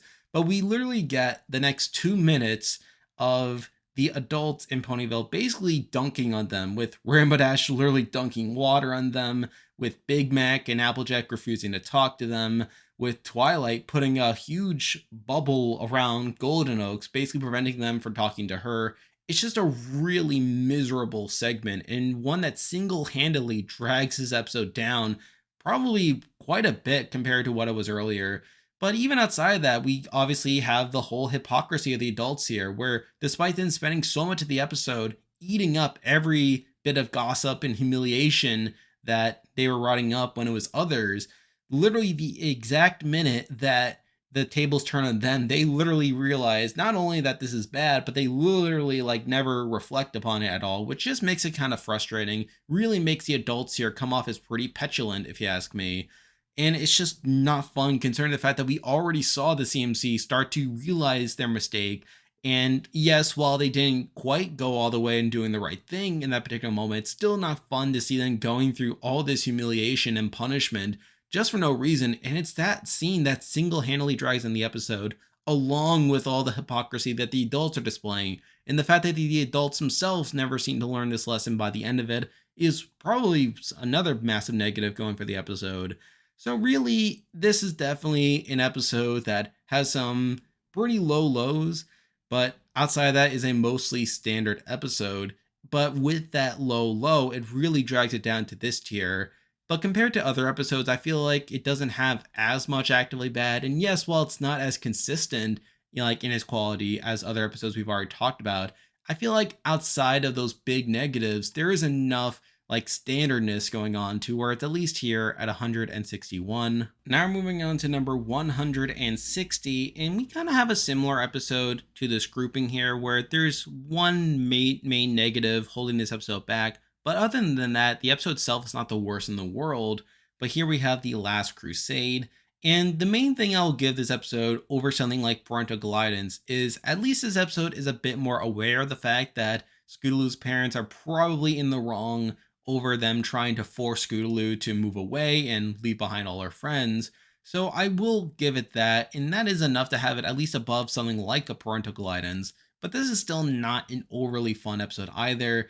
The parents are still very much oblivious to the fact that like they're not being very fair to Scootaloo and how they're basically expecting her to do way too much, like for no other reason than because the beginning of the end happened. Even though all these other threats happened before, they decide that now of all times is when they should all be together. And the fact that they didn't really do this early in the series just makes this come off as a pretty flimsy excuse, and they don't seem to be super aware of it. So on that end, this episode is a bit harmed by the fact that it comes later in the series, but also the fact that they never seem to come to a compromise. Like you would think that at the end of the episode that they would decide, hey, maybe we should move to Ponyville instead. Maybe we could accept a job at like a museum or something so that we're still like doing something in our field, but we don't have to actually like be away from our daughter anymore. And now we can actually do stuff. But the weird thing is, like at the end of the episode, they still decide to stay at their jobs, like being these archaeologists that just go off into the field and stuff. So I feel like that was a bit weird as well. And it's a lot of it is just trying to put up with the parents, like not picking up the hint and them just taking so long to realize that Scootaloo doesn't want to move away. Even at the point where the CMC were chaining themselves to the sold sign, really trying to make a stand that she does not want to move away. And then, you know, like they remove the sign. And it's like, we sold the house, Scoots. Okay. So on the whole, I can't say that this episode is very good, and I feel like sort of similar to Ponyville Confidential, it really has that big negative going against it that drags it down. However, there are still some more positives to it, and I actually feel like it has more positives than Ponyville Confidential, where it at least shows like Scootaloo's living conditions, like we do get to meet her aunts, which is pretty interesting. And, you know, like outside of that, this is definitely a checklist episode of meeting Scootaloo's parents, so at least there's that going for it. But on the whole, this is a mostly mediocre episode, not an episode that I particularly enjoy rewatching, and it is here at 160. Now we're moving on to number 159, and this episode is mainly here because I feel like it kind of falls flat on its premise. Although, if we're taking the episode for what it's worth, I don't think it's the worst thing either. But here we have the Maud couple, and the main premise of the episode is, or I guess the main joke of the episode is that Pinkie doesn't seem to realize the, I guess, double standard that she has against Mudbriar, where she doesn't seem to realize that a lot of other ponies recognize that Maud doesn't come off as the most expressive person in the world, and through that can be a bit boring, but she sees her as very engaging, very expressive, and very funny, which, to be fair, I mean, when you really take the time to get to know Maud, I mean, she kind of is that way, and I do feel like there is more going on with Maud than her just being deadpan all the time. So I don't feel like Pinkie is wrong in that regard, but it's the fact that she doesn't get the same grace towards Mudbriar and just immediately comes to all the conclusions that like one outsider would have when they see Maud. And it's the fact that she loves Maud but thinks Mudbriar is so boring and annoying and stuff like that, which is just kind of weird and not very effective. And a lot of the episode sort of hinges on this dichotomy of Pinkie not looking herself in the mirror and like her having to basically learn a lesson that there's more to someone on the inside than they appear on the outside, which you would think she would know by this point, concerning like how close she has a relationship to with Maud. And obviously that leads to a lot of not very funny jokes. And honestly, Pinkie herself comes off as a bit mean-spirited in a lot of the episode, with her constantly being rude to Mudbriar and her just utterly refusing to accept the fact that Maud is in a relationship with someone like Mudbriar. And obviously that's not great. We get that weird gag when she starts running away. She basically has a mental breakdown, like where she visions her friends saying how they aren't what they seem, how Twilight doesn't even know how to read, and how like Fluttershy is all about being assertive, and how Rainbow Dash likes to take it slow, and how Applejack thinks an apple a day is disgusting. And then her response is, "What if I don't like cupcakes?" As if that's the main character trait defining Pinky for whatever reason.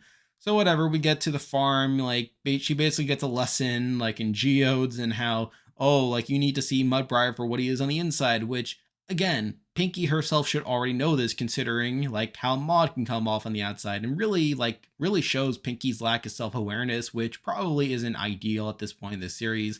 And we get that thing at the end where she almost begrudgingly accepts Mudbriar, where she doesn't even like see him for what he is. Like she still largely thinks she's annoying, but now like she is able to at least appreciate that Maud makes him happy. So I feel like Pinky is probably the main thing that makes this episode not work super well. And obviously, with the episode not being effective at its premise, I feel like it can't be super high on this list. But the main thing I will give it is there are at least a couple nice moments, and I do like Maud and Mudbriar's interactions where you can really tell that they do care for each other, how they really are made for each other. And again, we do get to see like Maud express herself in her own subtle ways, which is a nice touch there. So this episode isn't boring per se. It's just pretty ineffective at what it's trying to do. And because of that, it is here at 159. Now we're moving on to number 158, and we actually have 3 season 7 episodes in a row, which is pretty interesting. Though I actually did change the order for these slightly, but here at 158, we do have Not Asking for Trouble. And the main reason I bumped this one down is I just feel like it's the most boring of this grouping of season 7 episodes. And sort of similar to the Mod couple, one that doesn't entirely work, where the whole point of it is the Yaks are supposed to learn this lesson about learning to accept help. And obviously, a lot of that has some pretty cultural baggage, with like the Yaks having this whole like culture about like being rugged individuals and pulling yourself up by your bootstraps and just refusing help from Pinky at every opportunity. But yet, the way the conflict is resolved is the main 6, they come in and remove all the snow. They really help the Yaks solve their problem. But yet, rather than being mad at this, they celebrate this because apparently Pinky didn't ask them for help. They just sort of went in and did it without asking. And because the Yaks are didn't ask for help and they got the help anyway, that they're okay with it because Pinky didn't force them to ask for help. Yeah, it's a really weird and convoluted way of going about things. And really, I probably should have had this episode a bit lower if I'm being perfectly honest. But really, there isn't that much actively bad with it. And there are a couple funny gags with Pinky trying to get them to ask for help. But really, this whole premise and the way the conflict is resolved here is so like weird and circular. And I still don't understand it, if I'm being honest, that I can't really have it any higher than 158 here. Now we're moving on to number 157, and we have another episode with a really weird conclusion, but at least it makes a little more sense than Not Asking for Trouble. But here we have Secrets and Pies, and I know some people feel like this episode should have been lower as well, as there is some mean-spiritedness here, with Rainbow just refusing to take even a single bite of Pinky's pie at any point, despite Pinky becoming increasingly desperate for her to do so, even to the point where by the time we get to like the climax where Pinky finally snaps, like it's so obvious that Pinky just needed this, that she needed just to see Rainbow take an actual bite, and for Rainbow to be this insensitive about it and not even open up to Pinky about like her not liking the pies is probably not the best look, if I'm being honest. And even the resolution where Rainbow still doesn't actually eat the pies, but instead she basically makes this disaster of concrete and garbage and proposes to Pinky that she eats this entire quote unquote pie in front of her, which probably is a bit more mean spirited than it like it appears on the surface, where you would think, oh, Rainbow's willing to go through this much suffering just to make Pinky feel better, when really like it kind of suggests that Rainbow hates Pinky's pie so much that she would rather eat garbage than even take a bite out of Pinky's pie. But, you know, Pinky comes around to it. She kind of learns her lesson. There is kind of a funny joke at the end where Pinky says, "From now on, you can always be honest with me." And then Applejack is like, "That's what I said earlier." So there's at least some comedy in this episode, and outside like some moments with Pinky, like when she blows up, there is enough comedic stuff going on in the episode to where I can at least have it this high. But honestly, it's still like not the greatest episode in the world. So it's here at 157. Now we're moving on to number 156, and we have another season 7 episode to talk about. And here we have Once Upon a Zeppelin. And honestly, this episode's probably not as fun to watch as some other episodes we've already talked about.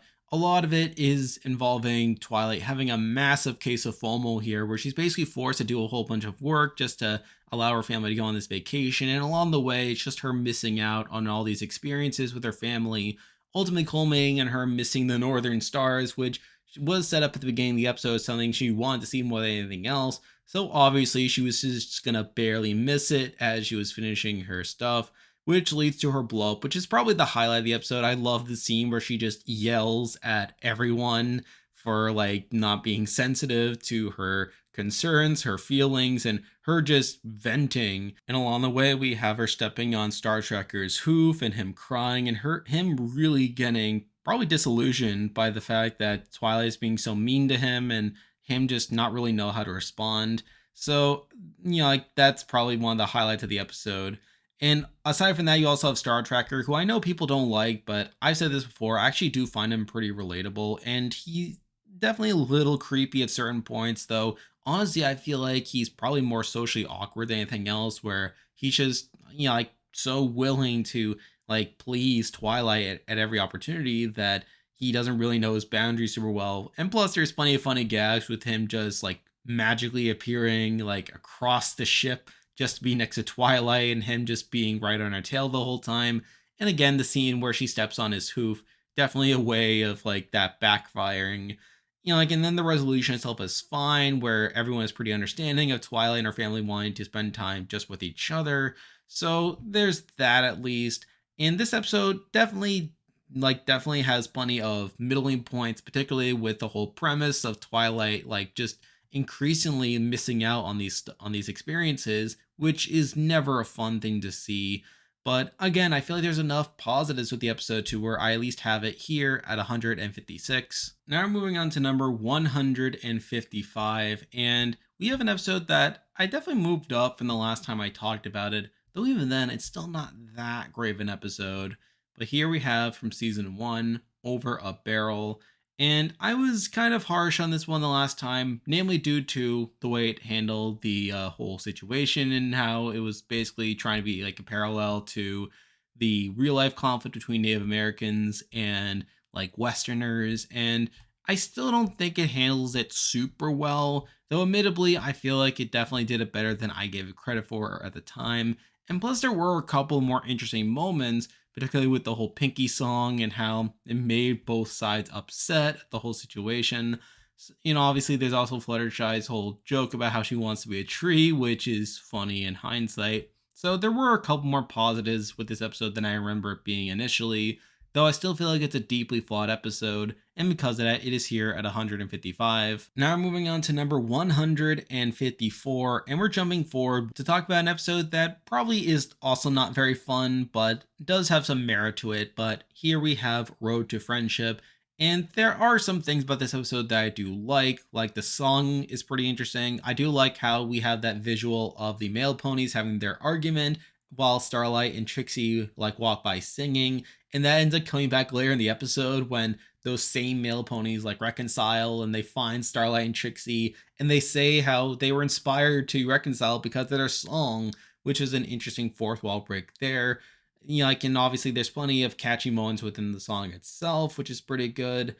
But outside of that, the episode isn't very fun to watch. A lot of it is Starlight and Trixie bickering. And while there's a few moments that maybe chuckle, like Starlight snoring, for example, it never really felt super fun for me. And even the ending where they had to put on this fake show for Hoofar, I mean, he has this whole thing about how, oh, that was the worst thing ever, but it's good enough, I guess.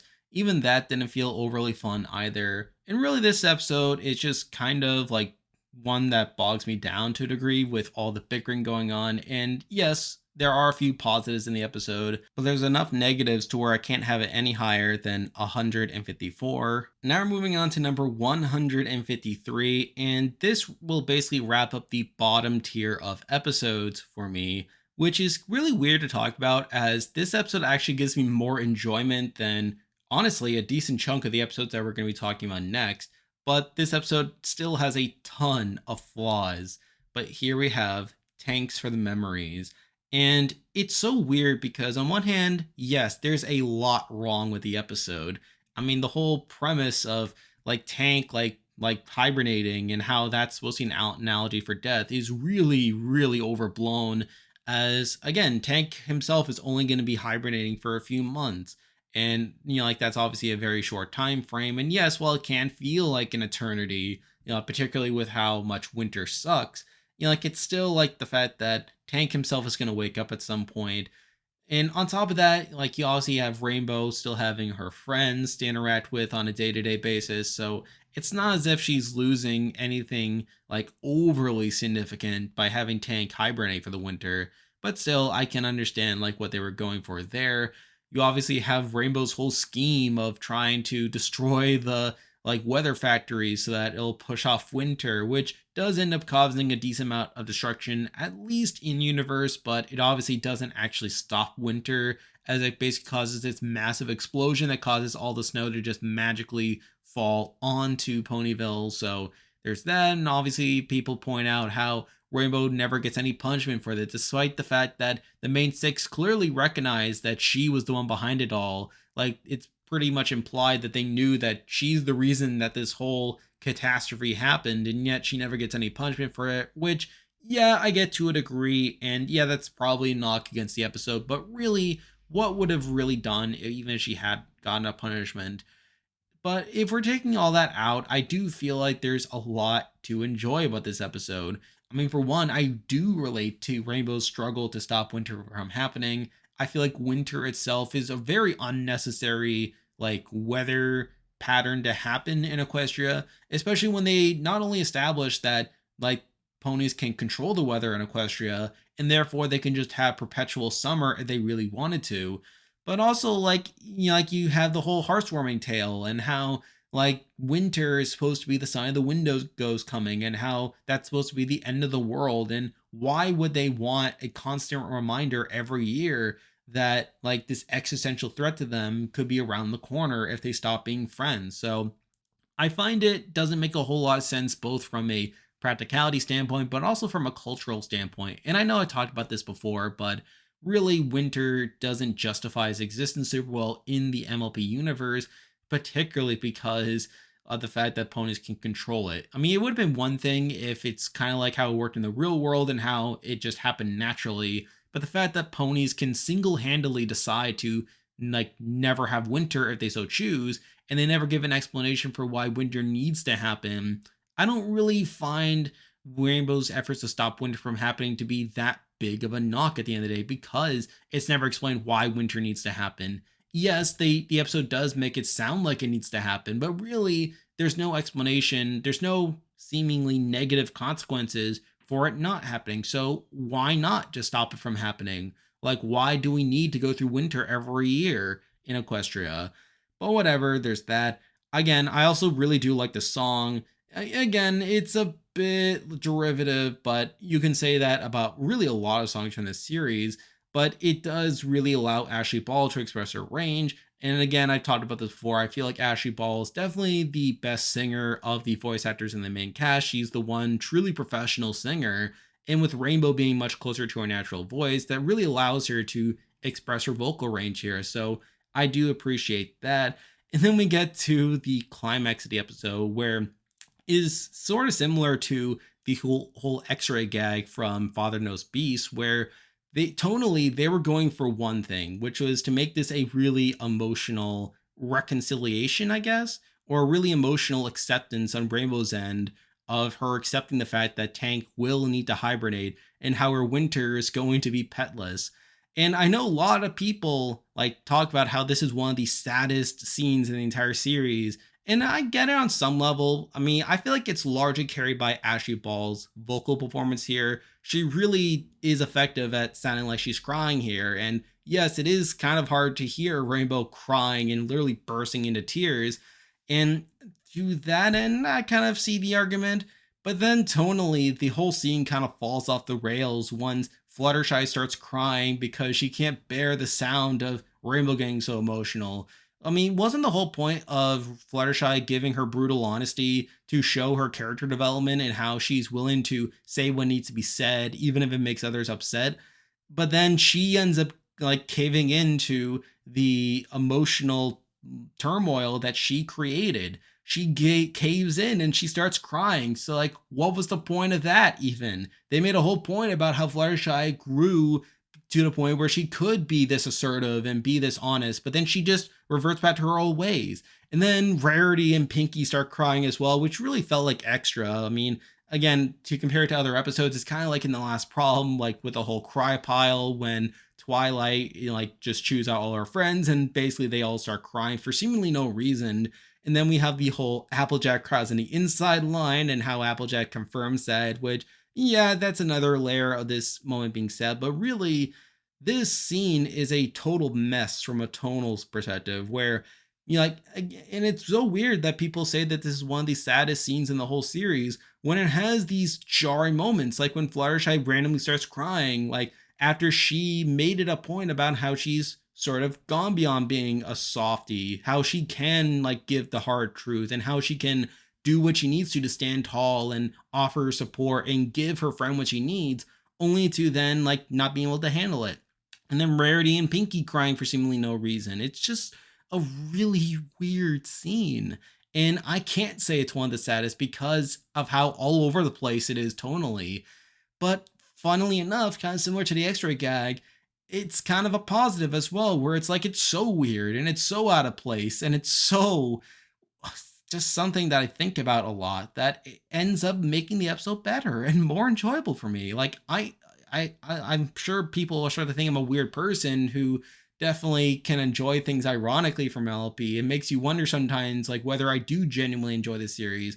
I really do. I really do genuinely enjoy this series. And obviously as this list goes on, we'll start to talk about episodes that are genuinely good. But when we're at this tier on the list, like we have episodes like this that just have these weird moments that objectively shouldn't work and definitely are out of place and you can pick them apart forever. But they're just so out of place that they become enjoyable and they like I feel like the episode would be worse off if they weren't there. So it's sort of a weird dichotomy for me there. And obviously the episode side of that is pretty standard. So really, this episode is largely a mixed bag where objectively there's a lot of issues with it. I mean, tonally, like premise wise, writing wise, story wise, like if you take the episode on its own, it's a very flawed episode. But in execution, it's very, very enjoyable. And it's one that I can't stop talking about. It's an episode that gives me a lot to think about. And yes, while objectively it's worse than some of the episodes we'll be talking about, it's an episode that I can talk more about than those other episodes. And it's an episode that I kind of enjoy talking about more than those other episodes. And it's because of that that I do have it at the top of this bottom tier. But then again, the flaws hold it back to such a degree that I can't have it any higher than 153. So now, after whatever that was, we're now moving on to 152. And as I alluded to a moment ago, this is sort of the start of the middle tier of the list, where I feel like we're moving on from episodes that are deeply flawed or just so boring that they're practically unwatchable to episodes that are definitely more middle of the road and definitely ones that don't have as many negatives going for them. Though, if I'm being honest, I feel like this stretch of episodes we'll be talking about here are more so on the boring side and are mainly this high because they are not as flawed as some of the more boring episodes we talked about earlier. So, with that in mind, I honestly don't have that much to say about some of these episodes, and hopefully, I'll be able to breeze through some of these entries a bit faster because God knows how long this video is already. But at 152, we have one of these episodes, and here we have Bats. And honestly, I do find this to be a mostly boring episode. I mean, the song is okay, I guess, but even then, it's not one that really stands out to me. I mean, I guess you can point to the whole conflict between getting rid of the bats and trying to, like, keep a sanctuary for them so that they can feast on some of the apples, but obviously not eat all of the apples. But honestly, it's not one that I cling to super well. And even the vampire Fluttershy form that she takes on later on in the episode, again, not the most interesting prospect in the world. I know some people like it, but honestly, I just find it kind of middle of the road. And I don't really appreciate how at the end they try to do this whole stinger about how she still has some of it in her. I mean, it's just kind of whatever. Really, this is an episode that I don't have much to say about, but I don't have as much negative to say about it. It's just kind of boring, and it is here at 152. Now we're moving on to number 151, and we have another mostly boring episode, but here we have the cutie pox, and again, this is another mostly boring episode. Apple Bloom tries her usual stick of trying to get cutie marks, and it obviously backfires, particularly when she tries to use this potion in order to have them magically appear on her flank. And we had that whole schoolyard scene that goes on for such a ridiculous amount of time. And really like slows down the episode there. But then that's your usual shenanigans. She gets too many cutie marks. They have to find a way to solve it. She wreaks havoc. They save the day. That's it. Not too much to say. But again, not too many flaws either. It's just an episode that exists. And because of that, it is here at 151. Now we're moving on to number 150. And we are again sticking with these episodes that just kind of exist, if I'm being honest. But here we have Bridal Gossip, aka the introduction of Zokora. And I know people who actively hate this episode. They feel like it's kind of racist to a degree with how the ponies just judge and prejudice Zokora because she's different. And yes, while it's not the greatest look in the world, I can excuse it to a degree because it is season one and it's a relatively early episode. And yeah, there are a couple minor gags to it, like all the different quote unquote curses that she casts on the main six, like with Applejack being small and like Rarity having all this hair and Fluttershy being Flutter Guy. And I also know people don't like this episode because there's that point in the episode where Apple Bloom just ditches Applejack, leaves her in the forest when she has no means of defending herself. But again, I just don't care that much. And really, that's pretty much this episode for me. I don't care that much. But with that said, there aren't too many issues outside that to where I can have it significantly lower. And because of that, it is here at 150. Now we're moving on to number 149, and we actually have an episode very similar to Bridal Gossip. It's another season one episode that I just don't care about. But here we have the Stairmaster, the other episode written by Chris Savino. But really, that's probably the only thing of note with this episode. It's just kind of there. I mean, yeah, some of the gags are mildly amusing with how Fluttershy is babysitting the CMC and how they're trying to cause all this trouble. And yeah, it's kind of cool how Fluttershy gets to be assertive for once, particularly in season one, where it did seem like a lot of her talent didn't line up with her just not being very assertive, particularly with how animals can misbehave. But just seeing how she's able to control animals like that and how she's able to be so confident around them while not being super confident around actual ponies is at least a mildly amusing dynamic. But honestly, this episode is just so boring, and I feel like other episodes are able to capture this whole dichotomy pretty well, including the pilot of all things, where Fluttershy is noticeably more confident around the animals there than she is with actual ponies. So because of that, I feel like I can't have this episode any higher than 149. Now we're moving on to number 148, and we have another mostly boring episode, and we're actually jumping forward quite a bit forward in the series. But here we have Applejack's Day Off. And really, the only thing of note from this episode, the thing that I remember is the scene, the whole montage of Applejack like fixing the water pipe while Rarity's getting her massage. I always like the gag, like the sights of her like putting on the bell like she's like a superhero while Rarity is just relaxing while Applejack is working super hard.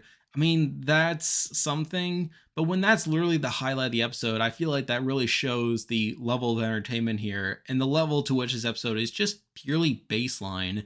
I mean, yeah, it's a little ridiculous how Applejack has all these convoluted ways of doing her chores that makes it way more time consuming, which leads to a really weird lesson about how Applejack's issue isn't so much that she works hard, but the fact that she makes things needlessly complicated and time consuming, which I guess. But even so, this episode is just so forgettable that I can't really have it any higher. But really, it's pretty much inoffensive. And with there being some mild amusement, I do have it here at 148. Now we're moving on to number 147. And admittedly, this episode is not as boring as the last couple episodes we talked about.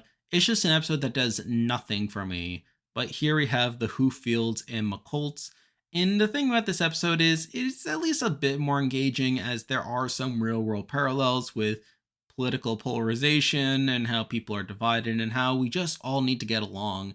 And I said this before, I don't feel like I resonate super well with a lot of episodes that attempt this moral, really because there are just so many factors going on that prevent people from working together, even if they can recognize the presence of a problem. I feel like realistically, if this plot were to happen, that the other families would just accuse the other family of being worse for the animals while they claim to be the ones that are trying to protect the animals. And then whenever the animals get hurt due to their actions, they feel like that the other family is at fault and that anything that they do in response is simply collateral damage and that they are ultimately the lesser of two evils. Like, I guess I'm a bit too pessimistic when it comes to politics in order for me to truly like resonate with the message that this episode is going for.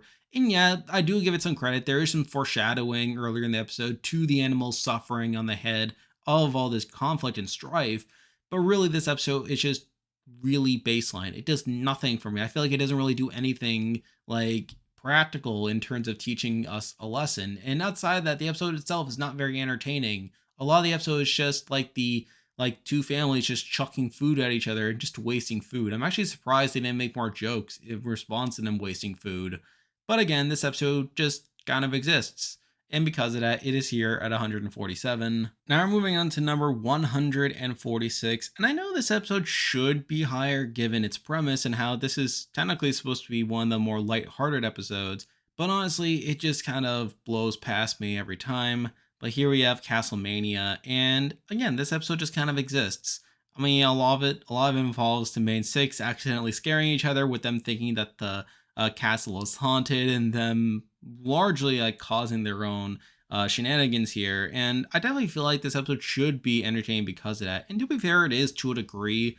But whenever like I'm removed from this episode for any extended period of time, I just kind of forget about it, which definitely is probably a bigger knock against it than anything else. And with it like being in line with these episodes that I don't have much to really say about or really feel about, I feel like I had to leave it here at 146. Now we're moving on to number 145, and we have another mostly boring episode, though there is a bit more to say about it. But here we have A Bird in the Hoof, and like I said, this episode is a bit boring. I feel like there's a bit more downside to it, where obviously people point out that Fluttershy is the one who steals Philomena without telling Celestia and really should have been punished for that. Though honestly, I just don't care that much about it, though a lot of the gags involve Fluttershy trying to care for Philomena, while it does seem like Philomena is dying. And a lot of this plot could have been avoided if Celestia had just said that Philomena was a phoenix and how this is a very natural part of her life cycle. So like I feel like this whole plot could have been avoided. Though I feel like there are a couple positives going for it. I mean, for one, I do like a lot of the party scene where we see the cakes like walking on eggshells basically while they're trying to please the princess. All while Celestia very clearly shows off her personality here with her being a bit of a prankster, like how she keeps like getting them to pour tea, even faking a sip so that when they pour it, like it overflows. You also have Pinky just eating a cupcake and just seeing the delayed reaction. Like she literally pretty much eats the entire cupcake before Mrs. Cake has this huge reaction. And you could clearly tell that they meant for this to be instantaneous, but because this is season one and things tended to be a bit more slow paced and a bit more awkward in terms of the timing, it led to a pretty ironically funny moment there. So there's that. And obviously, there's like the whole ending with Fluttershy getting pretty upset when Philomena bursts into flames and turns into like ashes and stuff. I know people have made memes about that before. So it's not as if this episode doesn't have anything going for it, but honestly, it's just kind of boring and kind of like falls by the wayside a lot of times. So because of that, it is here at 145. Now we're moving on to number 144, and while I wouldn't say this episode is as boring per se, it does have a bit more flaws going against it. But here we have from season 4, Some Pony to Watch Over Me. And on some level, I kind of relate to Apple Bloom in here, where a lot of her play in the episode is Applejack being overprotective to such a ridiculous degree. And definitely one of the bigger knocks I have against this episode is the fact that this is all technically Applejack's fault, where despite Apple Bloom doing fine on her own, Applejack just decides for whatever reason to turn around just to check in on Apple Bloom to make sure she's doing fine. And it's through the surprise of Applejack just coming home so soon that causes Apple Bloom to fall down and have like the whole accident in the kitchen happen that makes Applejack feel like she came home at the right time, when in reality it was entirely her fault that Apple Bloom got into that situation to begin with. Whereas if that didn't happen, Apple Bloom would have continued to be fine. So it's a little annoying how this whole conflict starts because of a misunderstanding that was entirely instigated by Applejack.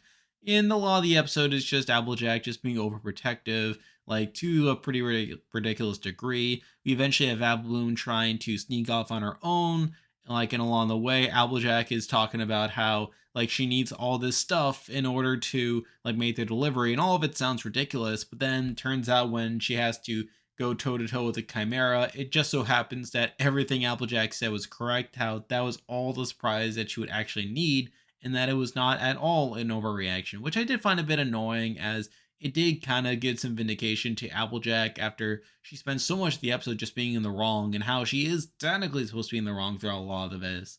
So really, while this episode does have a bit of a faulty premise, I don't have too much wrong outside of that. And some of the gags here are interesting, particularly with the rest of the CMC, like pretending to be Apple Bloom and Applejack just walking in every 5 seconds to check in on her. And it's just kind of humorous seeing how she, despite her being so overprotective, she doesn't bother to go any deeper in the room than the doorway, which would have probably given away the fact that Apple Bloom went sneaking off on her own. So like there's a give or take with this episode, and while I can't have it too high, I feel like it's definitely good enough on its own to where it's here at 144. Now we're moving on to 143, and we have another episode with a mostly faulty premise, though one that isn't as egregious as other episodes we've already talked about. But here we have Granny's Gone Wild, and for me, the main problem with the episode is the premise, where the whole thing, the reason why there's any stakes here is because of this roller coaster closing down, and they never give any explanation for why the roller coaster is closing, despite seeming like it's pretty popular and there doesn't seem to be any replacement in store for it. Like, I felt like it would have been better if they sort of clarified why it was closing, like whether it was because they're building a new coaster, which probably would have been a good bait and switch if Rainbow Dash were unable to ride the coaster, or maybe they just said that they was unsafe, or maybe it's under new management, or maybe under Flim and Flam, for example. Like, there were definitely excuses that they could have given for why the coaster is closing, hence why there's all this time pressure, and why Rainbow Dash wants to go so badly, and why she feels so compelled to ditch the grannies at every opportunity. But they don't, and I feel like that's a bit of a knock against the episode.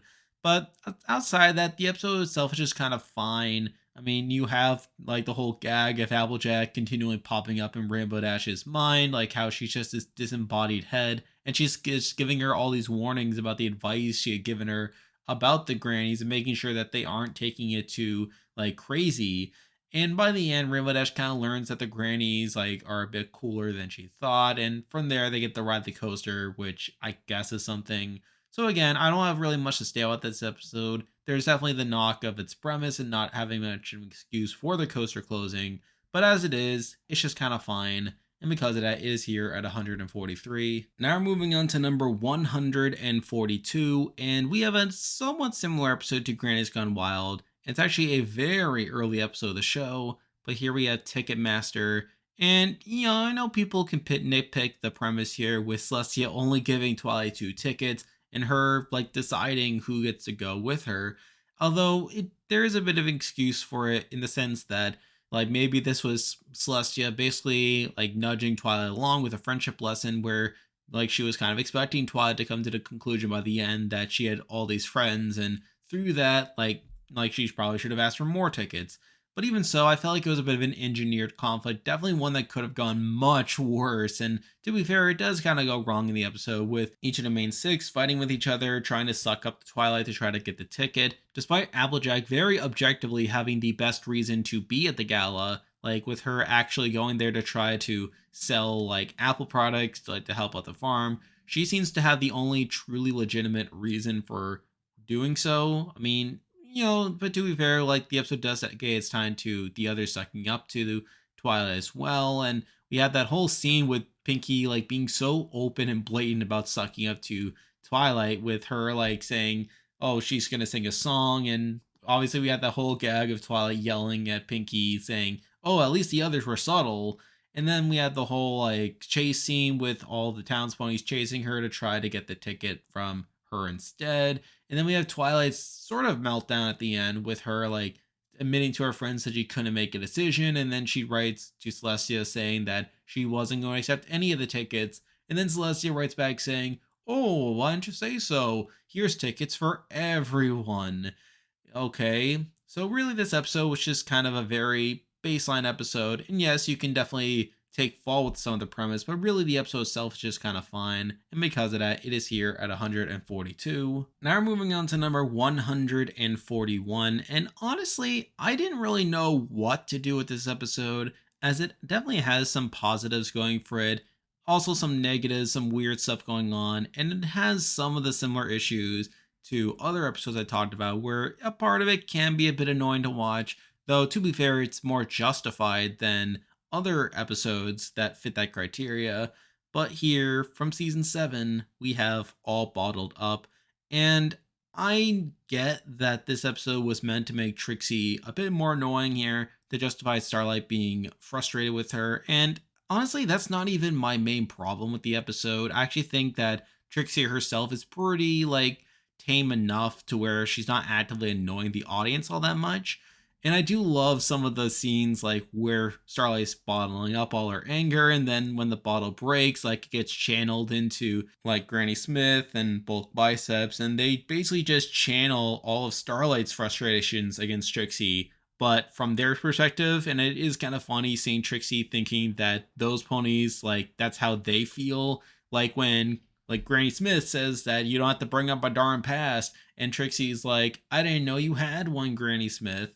You also have her saying, "You're the worst," and then Trixie says, "That seems harsh." I mean, I don't know. That particular line just made me laugh a little bit. And then you have Bolt Biceps destroying his nut stand, and then he gets a big reaction when like he turns back to normal, and he talks about wearing multiple hats. So there is some fun to be had here, and Starlight does learn a pretty valuable lesson, one that she actually ends up retaining to a degree, with literally the next episode being Rock Solid Friendship, where she is brutally honest to Pinky, but we'll get to that episode more later on. So there's definitely some merit here, but the main reason that this episode isn't higher for me is I just don't find it very entertaining. Like it's just kind of an episode that is there for the most part. And then I should also mention the side plot, which is not nearly as interesting as they were probably intending it to be, where it's this weird kind of, I guess, self-aware humor where obviously it's the main six like doing this escape room, and it's almost making fun of the like, not so much the show itself but more so the reputation the show has, where they literally just sing songs about friendship where all the main six work together, and then when they're about to break the record they burst into this really engineered song. And it, I guess that's supposed to be like intentionally like bland and generic and stuff, but still not the best song. And the whole joke is that they waste so much time singing that they end up losing the record because they didn't like finish the escape room before breaking on the song. And it's fine, I guess, though I feel like it was kind of out of place for an episode like this. And I felt like this side plot could have been worked into really any episode involving Starlight or focusing on any character that wasn't the main six. So I don't know. So, on the whole, this episode, again, is very baseline from an entertainment standpoint. And yes, while it does have some interesting things going on, I feel like I can't really have it any higher than 141 here. Now we're moving on to number 140. And honestly, I don't have much to say about this episode. But here we have Magic Duel from season 3. And yeah, sort of similar to All Bottled Up, this episode definitely has a couple of minor jokes that are kind of funny, particularly with Trixie erasing Pinky's mouth, and the way like she like casts spells on certain ponies there, and the way Trixie essentially becomes like a ruler of Ponyville. And then you obviously has Zecora training Twilight to like really take her on to like get her revenge and stuff. But honestly, this episode just doesn't click with me as well. And while I don't have as much actively bad to say about it as other episodes, I just kind of find it fine. And because of that, it is here at 140. Now we're moving on to number 139, and we have another episode that's kind of in this grouping of mostly boring episodes, but not ones that are as bad. But here we have Twilight Time, where again, it's a very baseline episode. The CMC are spending all their time with Twilight, learning new things. They use that to get clout with the classmates, and then they take it too far. Twilight feels like she's being used, and then like she basically just forces the CMC to prove that they learn stuff. And because they haven't been practicing as much, they don't do it super well.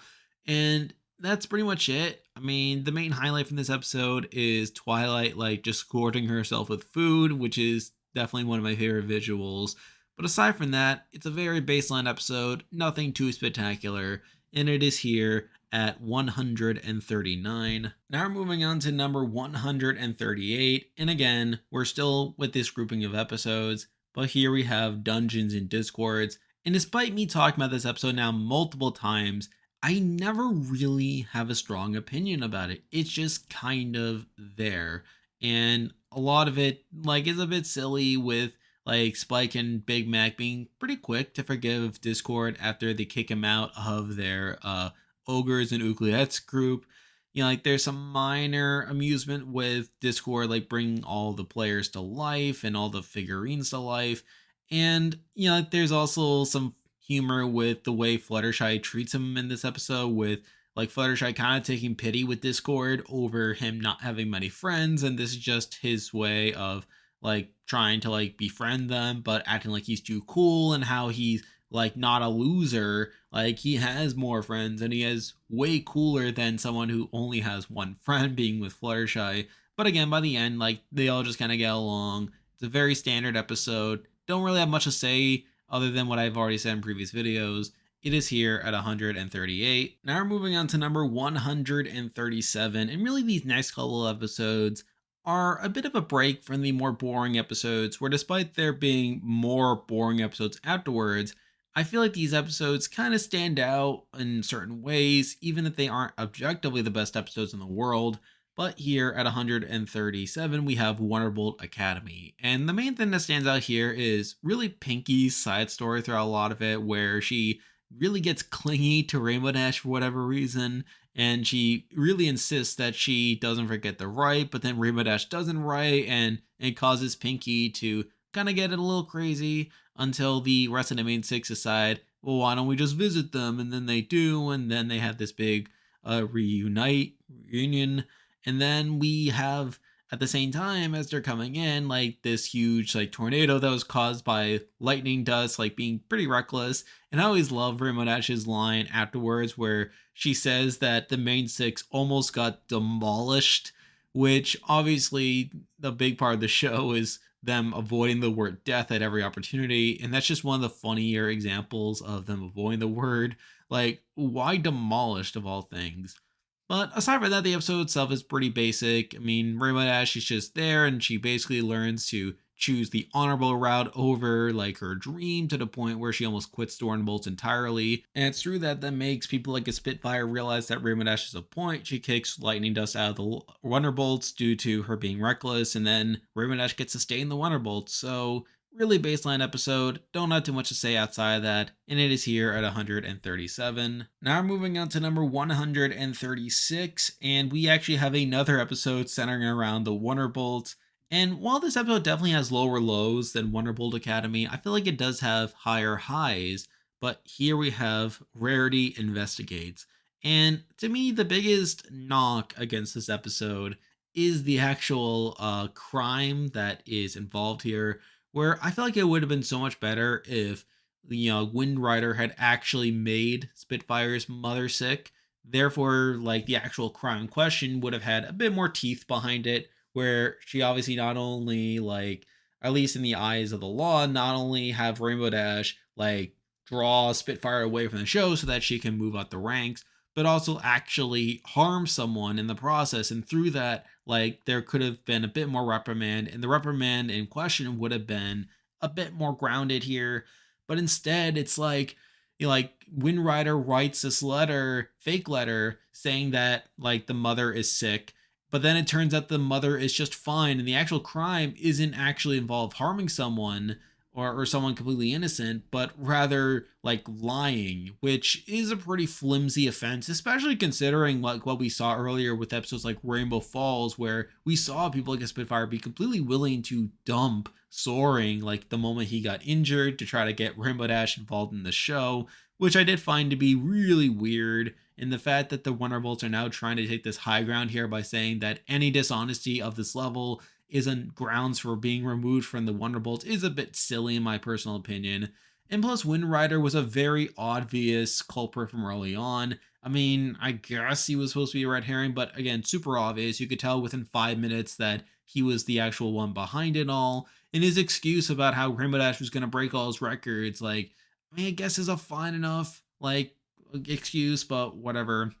But really, the main pro for this episode is that despite these knocks, and despite this being an episode that I probably should not have liked, considering that it is a story about like someone being framed for a crime, I do like and sort of respect how this episode still has Rainbow Dash being involved in like the investigation here. I feel like a lot of times in stories where like a character is framed for something and like it's up to the other characters to try to prove their innocence, that the character that's being framed for a crime is typically just kind of like punished immediately and is thrown in prison, and it's just meant to be like sort of like an object, someone that is supposed to look sad and be like somebody help me, and then it's really placing all the screen time and focus on like the person that's investigating and the person who's trying to clear their name, and it's all about the mystery involved.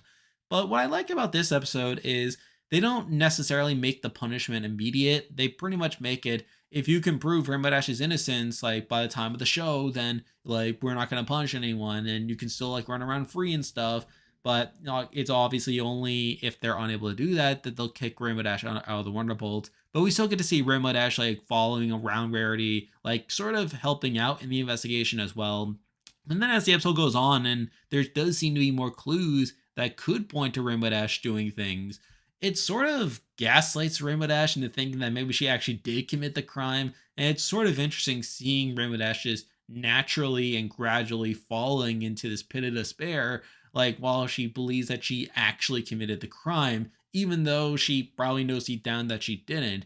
So I find that element of it to be very interesting. And plus, you know, like you have like, you know, like Rarity going around like doing her thing, like and making it seem like for a lot of the episode that she isn't actually collecting clues when in actuality she does. And the whole lesson by the end of it is Rainbow Dash learning to appreciate Rarity more. That just because it seems like Rarity isn't doing anything, that doesn't mean that she isn't like doing something of value. You know, pretty baseline stuff. Like, and you know, like I know, like this is supposed to like also like you know, like pay a homage to the film noir genre, but even then, like I just didn't care that much for it, and really this episode like wasn't the most entertaining in the world if I'm being honest. And plus like the flaws I mentioned earlier with the way the runnables were being like conducting themselves, like I don't find that element that appealing. I feel like this episode definitely could have had a bit more teeth behind it, but considering what this episode could have been, I feel like this episode turned out very well for itself, both in terms of how it handled Rainbow Dash, but also like how like it like handled Rarity as well. So I find that dynamic to be pretty interesting, and definitely one that makes it one of the more enjoyable episodes for me of this grouping of episodes.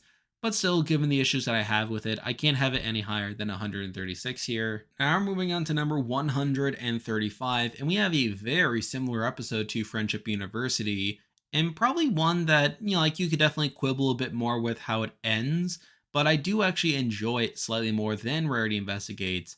But here we have Friendship University, and right off the bat, I feel like my main issue with the episode is the way in which Twilight basically is on a high horse for a lot of it about how you can't make money off like educating people about friendship.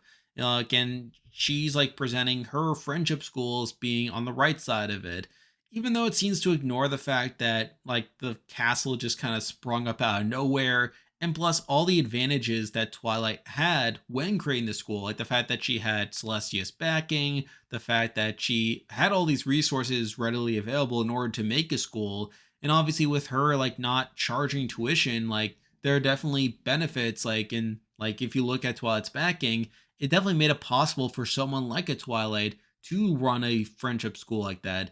But then you compare that to the Flim and Flam brothers, like who probably don't have as many resources like that, and probably pretty much have to resort to like charging people to like get their lessons and then move up the like program per se. So like I feel like through that it kind of ignores like the way in which Flim and Flam like can't simply like create a friendship school like that doesn't charge people for in some way in order to make some money, and plus the fact that they still need to make a livelihood somehow. So like I feel like to that end, like the whole debate between like whether Flim and Flam are in the right here is a bit arbitrary. Definitely overlook some things in order to make Flim and Flam seem to be in the wrong versus Twilight being in the right here. And obviously, with the ending being that Flim and Flam end up like folding the school after being exposed, like it pretty much leaves this vacuum, like where the ponies living in Las Pegasus now only have one option if they want to go to friendship school, and that's to go to Twilight School. And I don't know, I feel like through that kind of makes Twilight its whole play here a bit self-serving. And I don't think the episode really acknowledges how Twilight is being very self-serving here and doesn't really see like how she has all these benefits that allowed her to make this school without having to charge people tuition. And then like her being on this moral high ground here over the fact that she doesn't charge tuition. And then by the end makes it so that she is the only place that people can go, even people that live very far away, so that they have to go to her school in order to learn about friendship. They want that type of education. So again, I just find that really weird and very self-serving and just not great. But if we're taking that out of it, and if you take it the fact that I'm taking this way more seriously than I probably should, I feel like this episode is pretty fine outside of that. I mean, I like the whole plot of how like Rarity and Twilight are the ones doing all this, how Rarity like becomes Planety, and how she's like going to the school and like really testing out this new style, which is interesting. You have Twilight really seeming to, again, even though she is in the right by the end of it, I do like how she literally tries to like expose them at every opportunity, only for it to be at the end where all this like quote unquote bad stuff on Flim and Flam's end is exposed. But before then, it does seem like Flim and Flam had changed for the better. Like, and they even like try to expose Twilight, and they make this whole point about how Twilight is jealous and how Twilight is trying to expose the fact that like they're bad, even though there doesn't seem much evidence behind it, even though by the end they do. So I feel like it still had some promising things going for it, and I feel like they definitely could have made this a better episode. But with it being the way it is, I feel like there are plenty of knocks to it that I do have to leave it here at 135. Now we're moving on to number 134, and we have a pretty similar episode to Friendship University, in that it has some good ideas and definitely could have led to an interesting episode. But as it is, I feel like it left some things to be desired. But here we have Viva Las Pegasus, and I do kind of like this episode. I do like the idea of someone like a Gladmane who is just pulling all these strings and trying to manipulate people and like using friendship as a tool to like promote his own self-interest in a lot of ways. He was sort of like a precursor to Cozy Glow in that regard. And it is sort of interesting how he's trying to like drive this wedge between Flim and Flam and trying to cause all this conflict with his high-end talent to prevent said high-end talent from considering the idea that they could go off on their own and make a whole bunch more money than what they probably are making under Gladmane, who I guess is pretty selfish. But again, I feel like the main issue here is him driving this wedge between Flim and Flam. Realistically, this should have just encouraged Flim and Flam to just leave the resort entirely, where I guess they're trying to make it sound like Gladmane is their only friend. But again, they still have to work with each other by working at this resort. And by him making it like harder to work with each other, they're just making it more likely that one of them just leaves the resort entirely. And by that means they lose the high end talent entirely. So I found like that plan was a bit flawed in execution. They don't really acknowledge that at any point.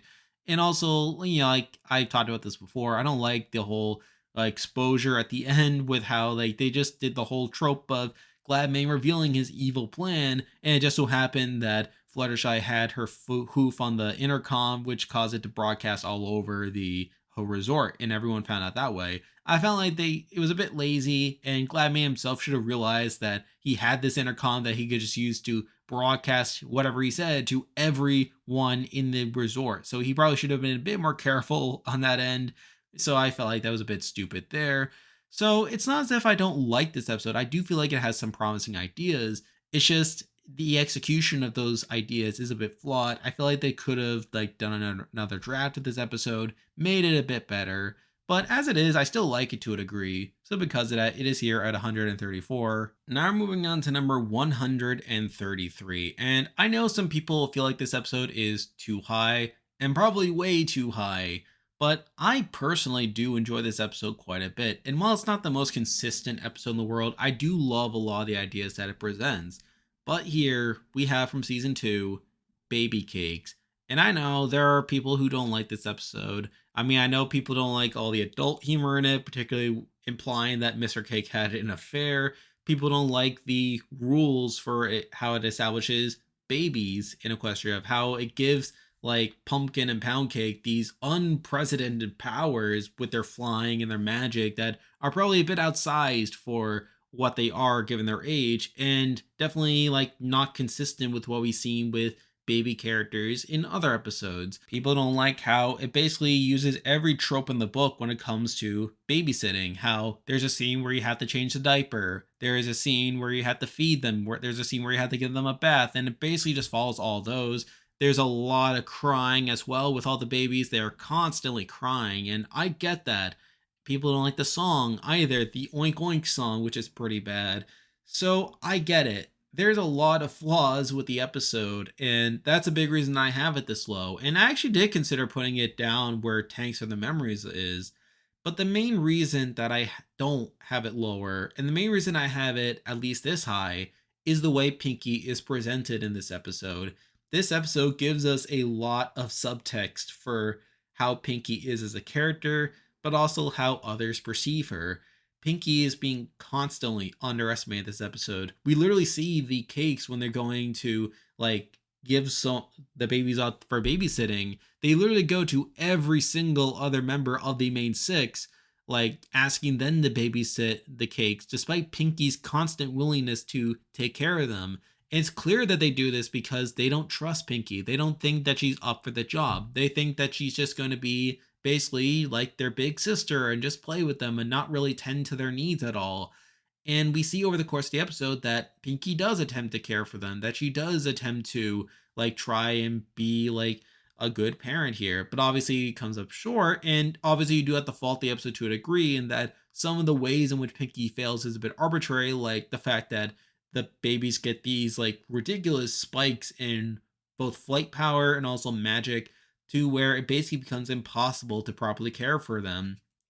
But even so, the fact that Pinky is coming up short and continually being tested over and over again, all while she's probably deep down trying to prove these other people wrong. She's trying to prove to them that she's not this child, that she is capable of taking care of these babies and just being responsible. We then had the scene where Twilight comes over to try to help out, and she literally says to Pinky's face that she didn't think she could handle it. She says that babies are a lot of work and some ponies are just not cut out to handle the responsibility. And we see Pinky get deeply offended by this. We see Pinky initially being willing to accept help from Twilight, but it was when Twilight said that for whatever reason that made it personal. It made it so that from that point on the episode, Pinky's mission with taking care of these babies stemmed from this need to prove the others wrong. And I do find that scene very compelling. And then we obviously see them like trying and failing to get the babies down for a nap, and eventually culminates with Pinky breaking out crying. And yes, it is a bit over the top when Pinky is crying and she's literally having like these buckets of water gushing from her eyes, but deep down, this is still a very emotional moment for her. I mean, she's not only overwhelmed by her inability to take care of the babies, but she's also like coming to the realization that deep down, all those people that doubted her, all those people that said that she couldn't do it, were right, and that they wouldn't be able to trust her ever again, that they would never be able to see her as anything more than this comic relief character. I mean, it's honestly kind of sad when you think about it. And obviously, things turn around, the babies are a bit more cooperative, and we do see Pinky afterwards working hard to like clean the house and make sure everything's all right. And we obviously get that ending where they say their first words and it's just Pinky's name, and she gets very touched by that. So really, this episode definitely has some pretty low lows, it obviously has a number of issues and it's very cliched in a lot of ways. And I can see the debate for this episode being lower. However, I feel like there's enough highs for this episode, particularly with the way Pinky is characterized here, to where I do have it higher. And yes, it's sort of in the same line as I view Tanks for the Memories. However, whereas I feel Tanks for the Memories, a lot of that episode's enjoyment comes from more subjective things that aren't really part of the show's canon per se. I feel like this episode's enjoyment comes from things that are probably a bit more intentional. And yes, while it does require a bit of subtext in order to really get that, I still feel like it's more baked into the show, the merits that allow this episode to be this high on the list compared to Tanks for the Memories, which is a big reason that despite its flaws, I do have it in this tier of episodes, and is still one of the more enjoyable episodes from the early seasons of the show for me. But at the end of the day, the flaws are still very apparent. I cannot ignore those at all. So because of that, I do have this episode here at 133. Now we're moving on to number 132, and we have two season 4 episodes to get to in a row, and both of them are pretty baseline, and ones I'll probably get through pretty quickly. But here we have Daring Don't, and this episode's just fine. I mean, it's sort of cool that AK Yearling actually was Daring Do this whole time, although I know people don't like that twist too much. And this is your mostly standard, like, Daring Do adventure for a lot of it. Now, the one thing I will give it some credit for is the scene where Daring Do gets captured and Rainbow Dash ends up feeling bad, like where she was trying really hard to help out Daring Do, like try to be her sidekick for a lot of it, only to screw up. And then obviously once she gets captured, she does have that moment where she feels bad and considers giving up, but is eventually talked into getting back into it and saving the day. So at least there's that going for it. But honestly, this episode isn't too remarkable. It's sort of a baseline episode for me, and because of that, it is here at 132. Now we're moving on to number 131, and we have a very similar episode in a lot of ways, but here we have Traja. And this is your mostly standard episode as well, where a lot of it involves the shenanigans at the trade show of them trying to get different things. You have Rainbow Dash literally turning away Fluttershy in order to get an artifact, but eventually is like guilted into returning it. And the other iconic moment from this episode is Twilight when she decides to not sell her books from Golden Oaks because of how much memories to give her. And she has that scene of her just going through each of the books and saying how each of them reminded her of a time when she was like getting used to Ponyville and just growing along the way. Only for a couple episodes later for Golden Oaks and along with all those books being destroyed by Tyrek in a Fury explosion. And obviously, that alone makes this episode pretty iconic to me and very interesting to just go back and watch that scene. But for the most part, this is just kind of a fine episode. Nothing too spectacular for me. And because of that, it is here at 131. Now we're moving on to number 130. And this episode is a little weird in some ways. And I actually did consider at one point putting it a little bit lower, but at the end of the day, I did feel like it had some good ideas, even if those ideas weren't executed super well. But here we have from season 9, Daring Doubt.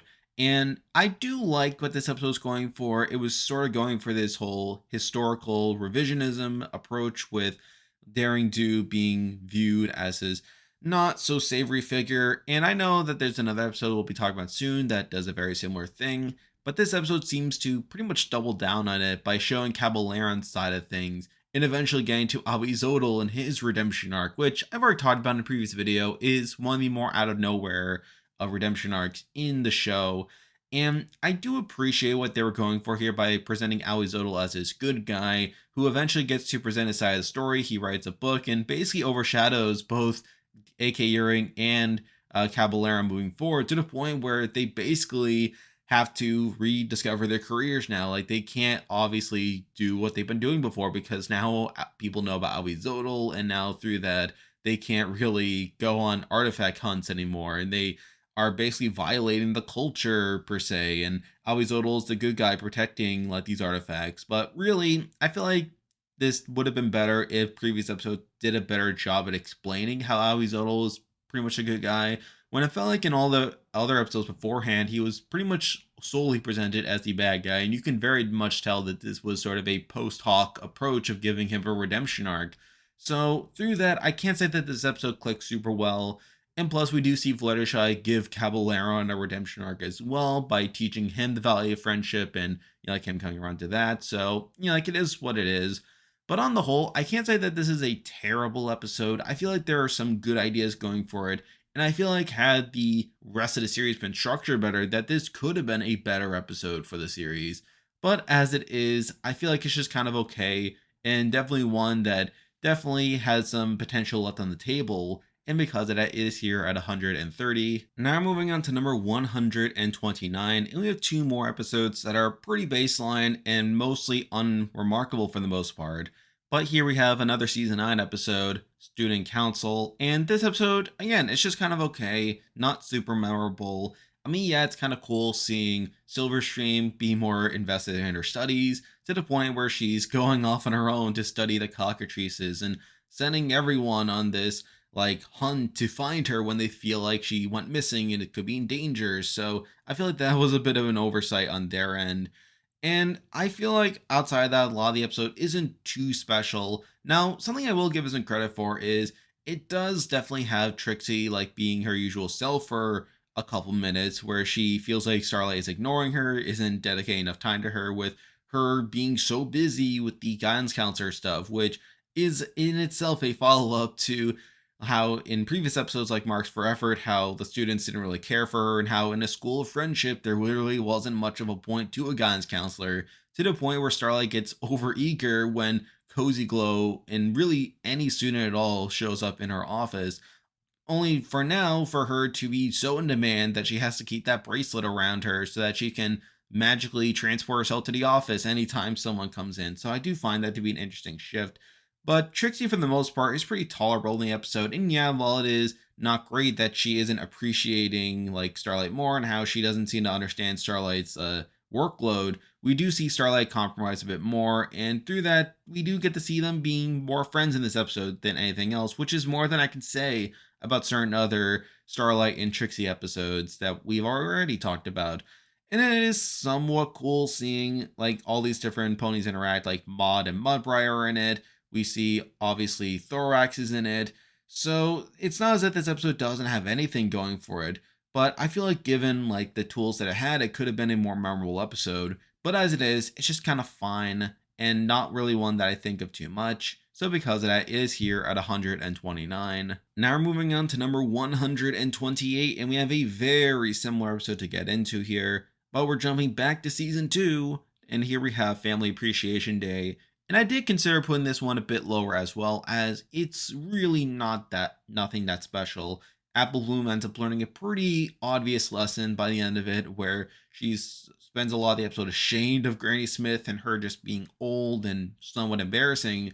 But then by the end, Granny Smith comes into the orientation anyway, and she gives this whole story about how she was part of the founding generation of Ponyville, which does call into question how old Ponyville is, how old Granny Smith is, and sort of messes with the timeline of things, based on certain other episodes.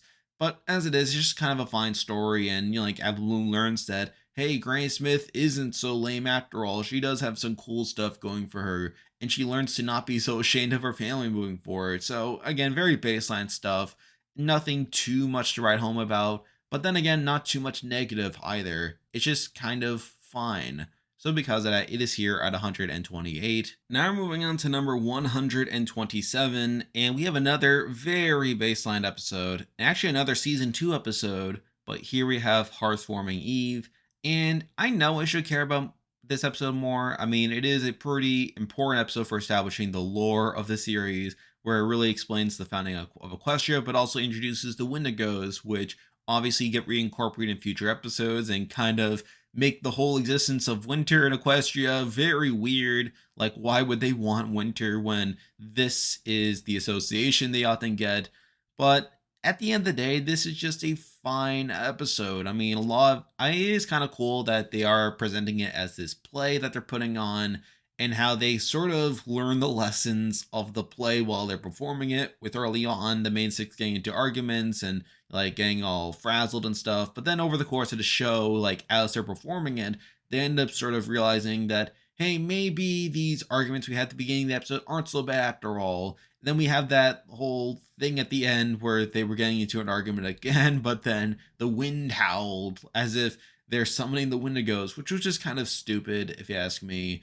But really, this episode is just kind of fine. I mean, there is some humor, like how each of the leaders like are pretty incompetent, while it's really their like assistants that really see through all this unnecessary conflict, and they're the ones who are ultimately the ones that like end the winter, and they're able to unfreeze everything, and obviously found a question because of that. So at least there's that, and the actual story itself isn't that bad. But really, this episode doesn't do too much for me outside of that. It's just sort of a baseline episode, and because of that, it is here at 127. Now we're moving on to number 126, and I do have a bit more to say about this episode, but even then, like the actual quality of it is pretty baseline as well. But here we have from season 6, Spice Up Your Life, and this episode again is also fine for the most part. Now it does try to introduce these ideas like the whole culinary scene in Canterlot not being super interesting, how it's pretty monotonous, and we see Rarity throughout a lot of the episode trying to make the tasty treat more like these high-end dining restaurants, trying to make it more like everything else, while Pinky is trying to double down on what makes it unique and trying to like really embrace the cultural diversity that this restaurant presents. And obviously, we had that song, which again, it's okay. I didn't love it as much at the time, but I do slightly enjoy it more now. We obviously get to the whole critic scene where everything goes wrong and all these ideas are clashing together. Pinky is the one to ultimately snap Rarity out of like making the tasty treat just like every other restaurant, and by the end like they sort of embrace what makes it special. And we obviously the other city folk come in and they say how they're tired of all the monotony of the high-end dining, and they're glad that the tasty treat is willing to be different, which is kind of interesting but also sort of a weird jab at like this high-end culinary scene. Like it like me does make you call into question like why these high-end dining establishments are so popular to begin with if people are already getting fed up with them. But I guess it's just the tasty treat being more of a trendsetter than anything else, so it is what it is. Really, this episode is just kind of fine, and yeah, while it does have some cool ideas going for it, I don't really enjoy the episode too much to have it too much higher on the list. So because of that, it is here at 126. Now we're moving on to number 125, and we have another season 6 episode to get into here. But here we have Buckball season. And I do kind of like this episode as well, as it's pretty cool seeing Fluttershy and Pinky being the ones that are truly great at Buckball versus someone like a Rainbow Dash or an Applejack. And the main enjoyment I get from this episode is seeing Fluttershy and Pinky interact so much. Basically, seeing Andrea Libman talking to herself for a lot of it, which is pretty cool and sort of something that I'm a bit biased towards. But if we're being honest, this episode is also pretty baseline. A lot of it involves Rainbow Dash and Applejack learning to not put so much pressure on the two, as it obviously causes Flutterpie to struggle a lot at Buckball when they're basically being forced to compete and practice all the time. Whereas if they're just having fun and being in their natural element, that's what truly makes them great. So again, very baseline message, very baseline episode for the most part. Nothing too exceptional. But again, I do get some enjoyment out of seeing Flutterpie interact and seeing the two of them bond one-on-one. So at least there's that. But again, I feel like other episodes are more enjoyable for me, and because of that, it is here at 125. Now we're moving on to number 124, and we actually have 3 season 1 episodes to get into in a row. I know this stretch of the list isn't super interesting, but it is what it is.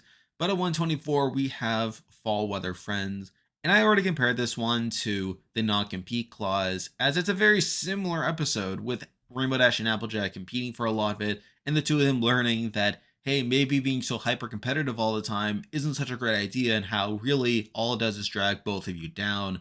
Now, obviously, this is a much better version of that episode than Non Compete Clause, in that they're not directly hurting anyone else. It's more so about them dragging each other down while everyone else is succeeding in spite of them. And obviously, we see that by the end of it, where they're running in the running of the leaves, and they end up tying for last place, with even Twilight outrunning them, largely due to her studying running technique in a book and her learning that it's better to run at a consistent pace before sprinting at the end once everyone else is tired. So, and that was an interesting running gag. And plus, we do see like some funny commentary during the race itself between Spike and Pinky, where we see Spike trying to take it very seriously while Pinky is just spouting off non sequiturs during the race and getting lost in her own analogies, which was pretty amusing as well.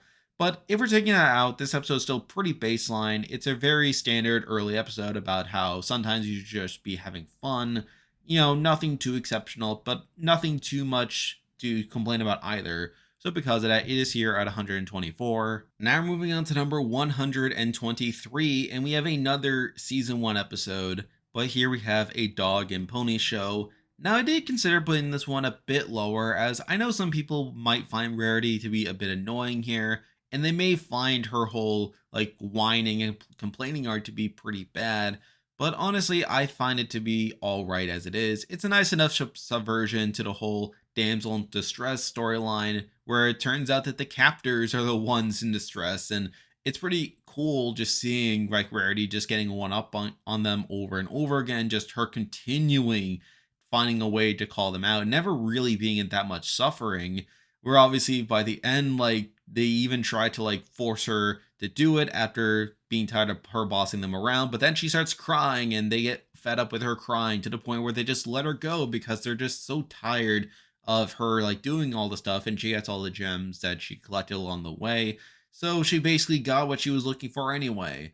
And along the way, there's some other stuff like Spike fantasizing about being the one to save her, with him imagining himself being very strong and just fighting off all these diamond dogs. And it's pretty cool just seeing like the visual of like the diamond dogs lunging at him, only to cut to him standing still before like making his attack. I did find that another bit of season 1 awkwardness right there. But again, this episode isn't too exceptional outside of that, and I do see some of the complaints behind this episode being a bit annoying at points, but as it is, it's just kind of fine, and because of that, it is here at 123. Now we're moving on to number 122, and again, we have another season 1 episode here, and another mostly baseline one. But here we have Applebuck season, and this is one of the earliest episodes in the series, and one that you can tell was pretty baseline as well, with it having the pretty basic message of asking for help. Now, I will admit that it is interesting seeing Applejack being the one who's doing all this stuff, like for others in Ponyville, like without asking for help, and it obviously gets to the point where she overworks herself. And I can't see the argument for this episode being lower, as we do see her actions like cause some harm to where she probably should have been called out on it more, like the fact that she makes a whole bunch of ponies sick after like she like puts all bunch of crap into the muffins that she was baking with Pinky. Though to be fair, Pinky herself should have probably noticed that Applejack was just putting all this unedible stuff in there, to where they were turning them into baked bads, and that was a bit of a funny joke, but still, like I can see the argument for that being a knock. Again, this episode's just kind of fine as well. I mean, a lot of it is Applejack just learning this lesson. It is interesting seeing her like being so stubborn and so refusing to ask for help at every opportunity, until eventually she caves in and then everyone else jumps in to help her as well. But it's also cool seeing like the town just completely respecting and looking up to Applejack, to the point where they are even asking her to do all the stuff for them. So at least there's that. But again, baseline episode, nothing too much to write home about, and it is here at 122. Now we're moving on to number 121, and I feel like from this point on, we are starting to move away from this really baseline tier, where I really have almost nothing to say about these episodes, as I feel like from this point on, I do at least have a bit more to say about some of these episodes, whether good or bad, but at least these episodes have some more interesting elements to bring up. But number 121, we actually are jumping all the way to season 9, and here we have Uprooted. And this is a fine episode, although there is some stuff to bring up here, namely with the way in which the Creature Six are trying to capitalize off the loss of the Tree of Harmony, like with like Gallus trying to make it a tourist attraction, with Silverstream trying to make this massive mural, and eventually Yona being the one in the middle to step in and just tell them that they're like not treating it properly, and how they're just getting into arguments over this. And we do lead to them creating it a tree house out of it. They sing a pretty boring song, if I'm being honest, but again, they are able to create that tree house. And the main thing that sticks out with this episode is the fact that it does focus so much on the Creature Six, how they are trying to be more of a consolidated group from this point on. And yes, while they had already gone through stuff before in season 8, this is just a fun, all around fine episode for me. And because of that, it is here at 121. Now we're moving on to number 120. And a part of me wanted me to have this episode higher on the list, and a part of me actually wanted it to be lower than what it is now, but I feel like the two elements of it kind of equal out. But here we have Uncommon Bond from season 7. And this is a weird episode in that there are parts of it that are really, really interesting, but there are other parts that are really, really boring. Let's get the boring parts out of the way. I mean, we do have to sit through a whole bunch of montages of like Starlight, like sitting there bored while Sunburst is interacting with all these other ponies. Like, and it's the same montage every single time where we see Sunburst and some other pony, whether it's Twilight or Trixie or Maud, doing something interesting that they like, while we cut the Starlight being bored and increasingly feeling left out. Like so, like I feel like that takes up a decent chunk of the episode and definitely drags it down to such a degree. But then we have other elements of the episode that are really interesting, like the whole scene when Starlight uses the spell to turn them back into fillies, as she thinks that the only way to make them like friends again is to like go back to when they were fillies before like all the cutie mark stuff happened. And the fact that Starlight resorted to that in order to try to really bond with Sunburst really says a lot about her, but was also obviously a very interesting way of going about it. And then when Sunburst finally stands up to her, she turns them back into adults, and obviously that prompts her to run off and stuff. Like so at least there's that. And also it's sort of cool how this ties into the season finale that immediately follows it, with one of Sunburst's antiques being the book that will allow them to bring back the pillars. So at least there's that going for it. But if we're being honest, this episode definitely has some pretty high highs but pretty low lows, and I feel like it kind of evens out to around here. And because of that, it is here at 120. Now we're moving on to number 119, and we have a very similar episode to talk about, and it has some pretty high highs, but also some not so great lows. But here we have Surf and or Turf.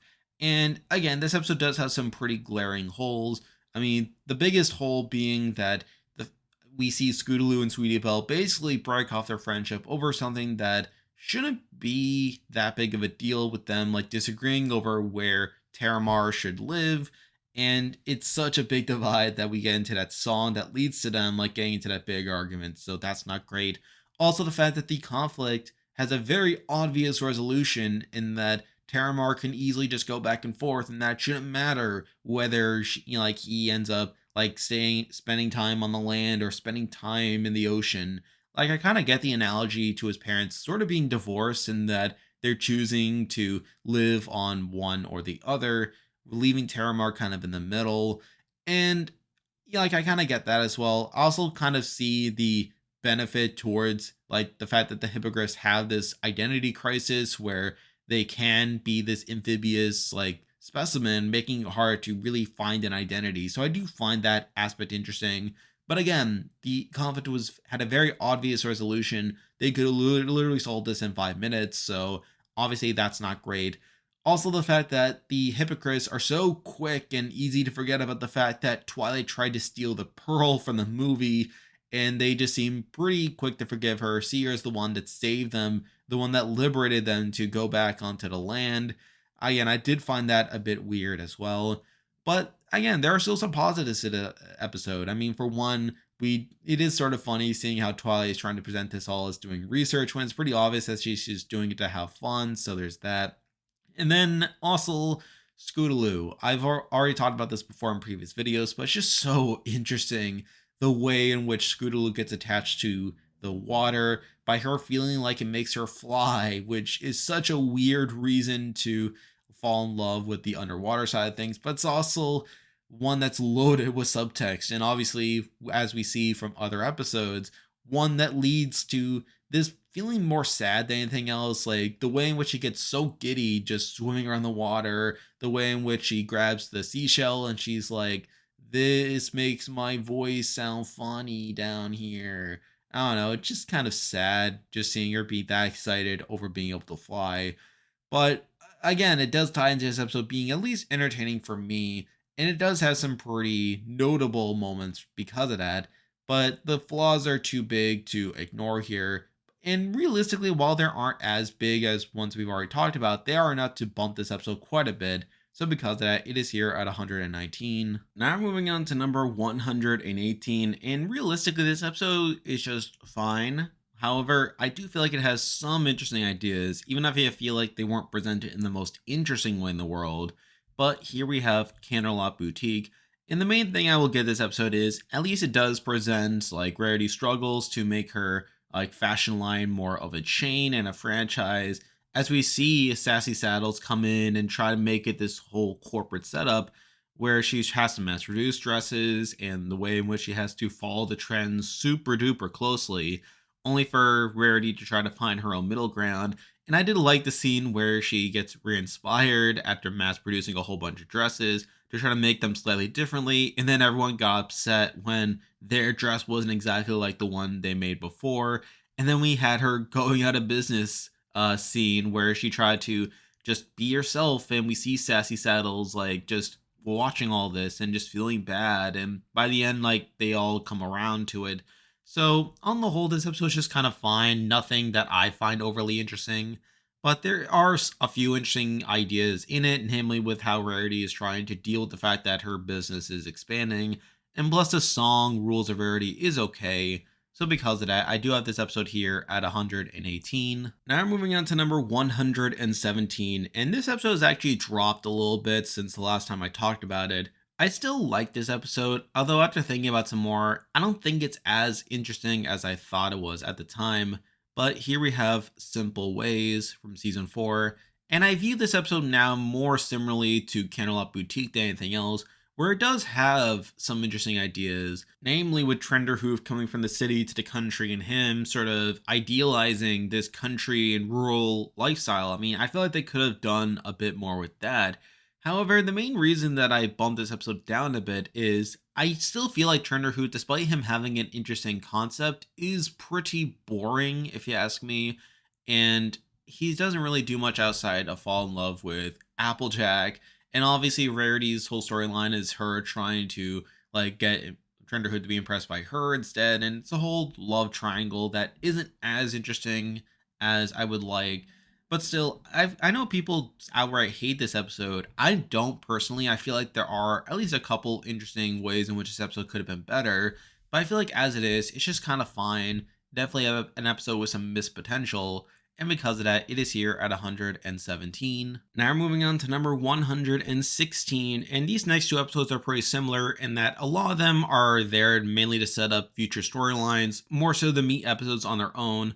And yeah, while they have a few mild moments here and there that spark some interest, I feel like there isn't really enough to prop them up beyond this point. But at 116, I do have Campfire Tales. And again, this episode is mainly there to establish the pillars, with Rarity, Applejack, and Rainbow each getting to tell the story about a different member of the pillars, which obviously comes back later on in the season to where they obviously come back to life. And along the way, we get to see how each of them are sort of analogs to these pillars, which is somewhat interesting. But if I'm being honest, that's about as much as the episode itself offers. I feel like this episode doesn't stand out too much outside establishing the pillars, and I feel like that's a big reason why it's this low on the list.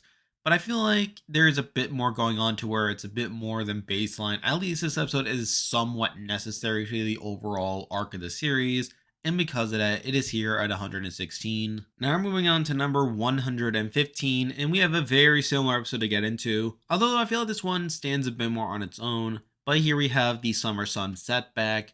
And this episode is somewhat interesting in that it's a follow up to Frenemies and obviously precursor to The Ending of the End, where we do see the evil trio starting their whole scheme to undermine Twilight's ascension as ruler of Equestria. And a lot of this episode is just things going wrong. A lot of it is just these characters like running around trying to put all these fires, all while thinking Twilight is going to freak out if she finds out about them. And then obviously we have the reveal at the end that Twilight has kind of experienced some character development and that she's fine with all these things and that she's willing to deal with them in a calm manner, which is a bit interesting and an interesting follow up to an episode that came directly before it, but we'll get into that episode soon. And we do see her like sort of be a leader for once. And by the time of the end, we do see her declare that this is the end of the Summer Sun celebration. That's the beginning of a new holiday. And now it's the beginning of a new era, which is somewhat interesting. If I'm being honest, I feel like this episode, again, doesn't really do much outside of establish things that are going to come to a head in the series finale. However, I do feel like this episode does a bit more than Campfire Tales to stand on its own, which is why I do have it one spot higher at 115. Now we're moving on to number 114, and these next two episodes are pretty controversial. They're two relatively earlier episodes, and I know that if this list were made earlier on in the show's run, that these episodes would have stood out as pretty bad. However, if I'm being perfectly honest, I feel like these episodes aren't as bad, and I feel like with the hindsight of future seasons, I feel like they definitely elevate those episodes to a degree, even if they're not the best episodes in the world. But at 114, I did decide to go with Putting Your Hoof Down, and I will acknowledge that even now, the biggest issue with the episode is that it is kind of mean spirited. We do see earlier on Pinky and Rarity basically trying to bamboozle all these other ponies to get their way, with Rarity manipulating some uglier pony in order to get what she wants from him, sort of using her looks there. And then we basically see Pinky pulling this Bugs Bunny trick on this vendor in order to get a cherry for free, which is a bit weird as well. So it's not great that even Pinky and Rarity aren't like the most ideal characters in this episode. We obviously see as well, we see like Lyra and Bon Bon like not really being nice to Fluttershy. We do see some ponies being pretty rude for a lot of it, which does justify Fluttershy needing to be more assertive throughout a lot of it. And admittedly, this episode is largely baseline as well, in that Fluttershy does end up going to Iron Will's seminar. She ends up using the advice in order to like get back at some ponies. She's mean for a lot of it. And then we get to the scene where Fluttershy chews out a Pinky and Rarity for basically wasting their lives on frivolous pursuits that no pony gives a feather about. And I know some people see this as this moral event horizon for Fluttershy, and that she's basically saying that Pinky and Rarity are wasting their lives, and that deep down, like these may be her genuine thoughts on Pinky and Rarity. And yes, it is pretty mean spirited for a lot of it. And the fact that Pinky and Rarity are so quick to forgive Fluttershy afterwards isn't ideal in a lot of ways. I know people like Mr. Enter have talked about how this is one of the worst episodes of the series, and how this was a serious moment that made him question whether Fluttershy could be redeemed or not. However, even so, I do feel like this episode does have a few things going for it. I feel like, for one, the comedy is pretty good for a lot of it, where Fluttershy has all these one-liners that she spouts off whenever she's being assertive. So there's that. There's the whole old Fluttershy, new Fluttershy dynamic that goes on with a lot of it. And even in that scene where Fluttershy is basically telling Pinky and Rarity that they're wasting their lives, there is some subtext there. We do see how it does dive deep into their psyches to a degree. And yeah, and even in that scene, Fluttershy has some good one-liners, with her talking about how are getting too complicated for Pinky's simple little brain. So at least there's that. And then the resolution is, again, pretty baseline, but still. The main reason I have this episode this high is I do find it more entertaining than a lot of these other episodes with standard messages. And yes, well, you can definitely like poke at Fluttershy for being too mean to Pinky and Rarity. At least you can say that this is sort of like a growing moment for her. The fact that she immediately realizes that she went too far. And yes, well, it would have been better if they did more to address it in the immediate aftermath. I will still take it as it is. I don't feel like it's the worst moment in the world either. So, admittedly, when we're looking at this episode, I don't feel like it's the best, and it's certainly one that gets a bit mean spirited at points, sort of similar to other episodes from season 8 that we've already talked about. But again, I feel like it's not the worst either, and for that reason, I have it here at 114. Now we're moving on to number 113, and we have an episode that I've largely linked with Putting Your Hoof Down. They're both season 2 episodes, and they're both episodes that are probably not the best if you think about some moments from them. But again, I feel like this episode isn't that bad in the grand scheme of things. And here we have May the Best Pet Win. And this episode is pretty good, although there are definitely some issues, namely with the way that Rainbow treats some of the animals throughout a lot of it. The fact that Fluttershy doesn't really step in more when she is pushing them to their limits isn't great.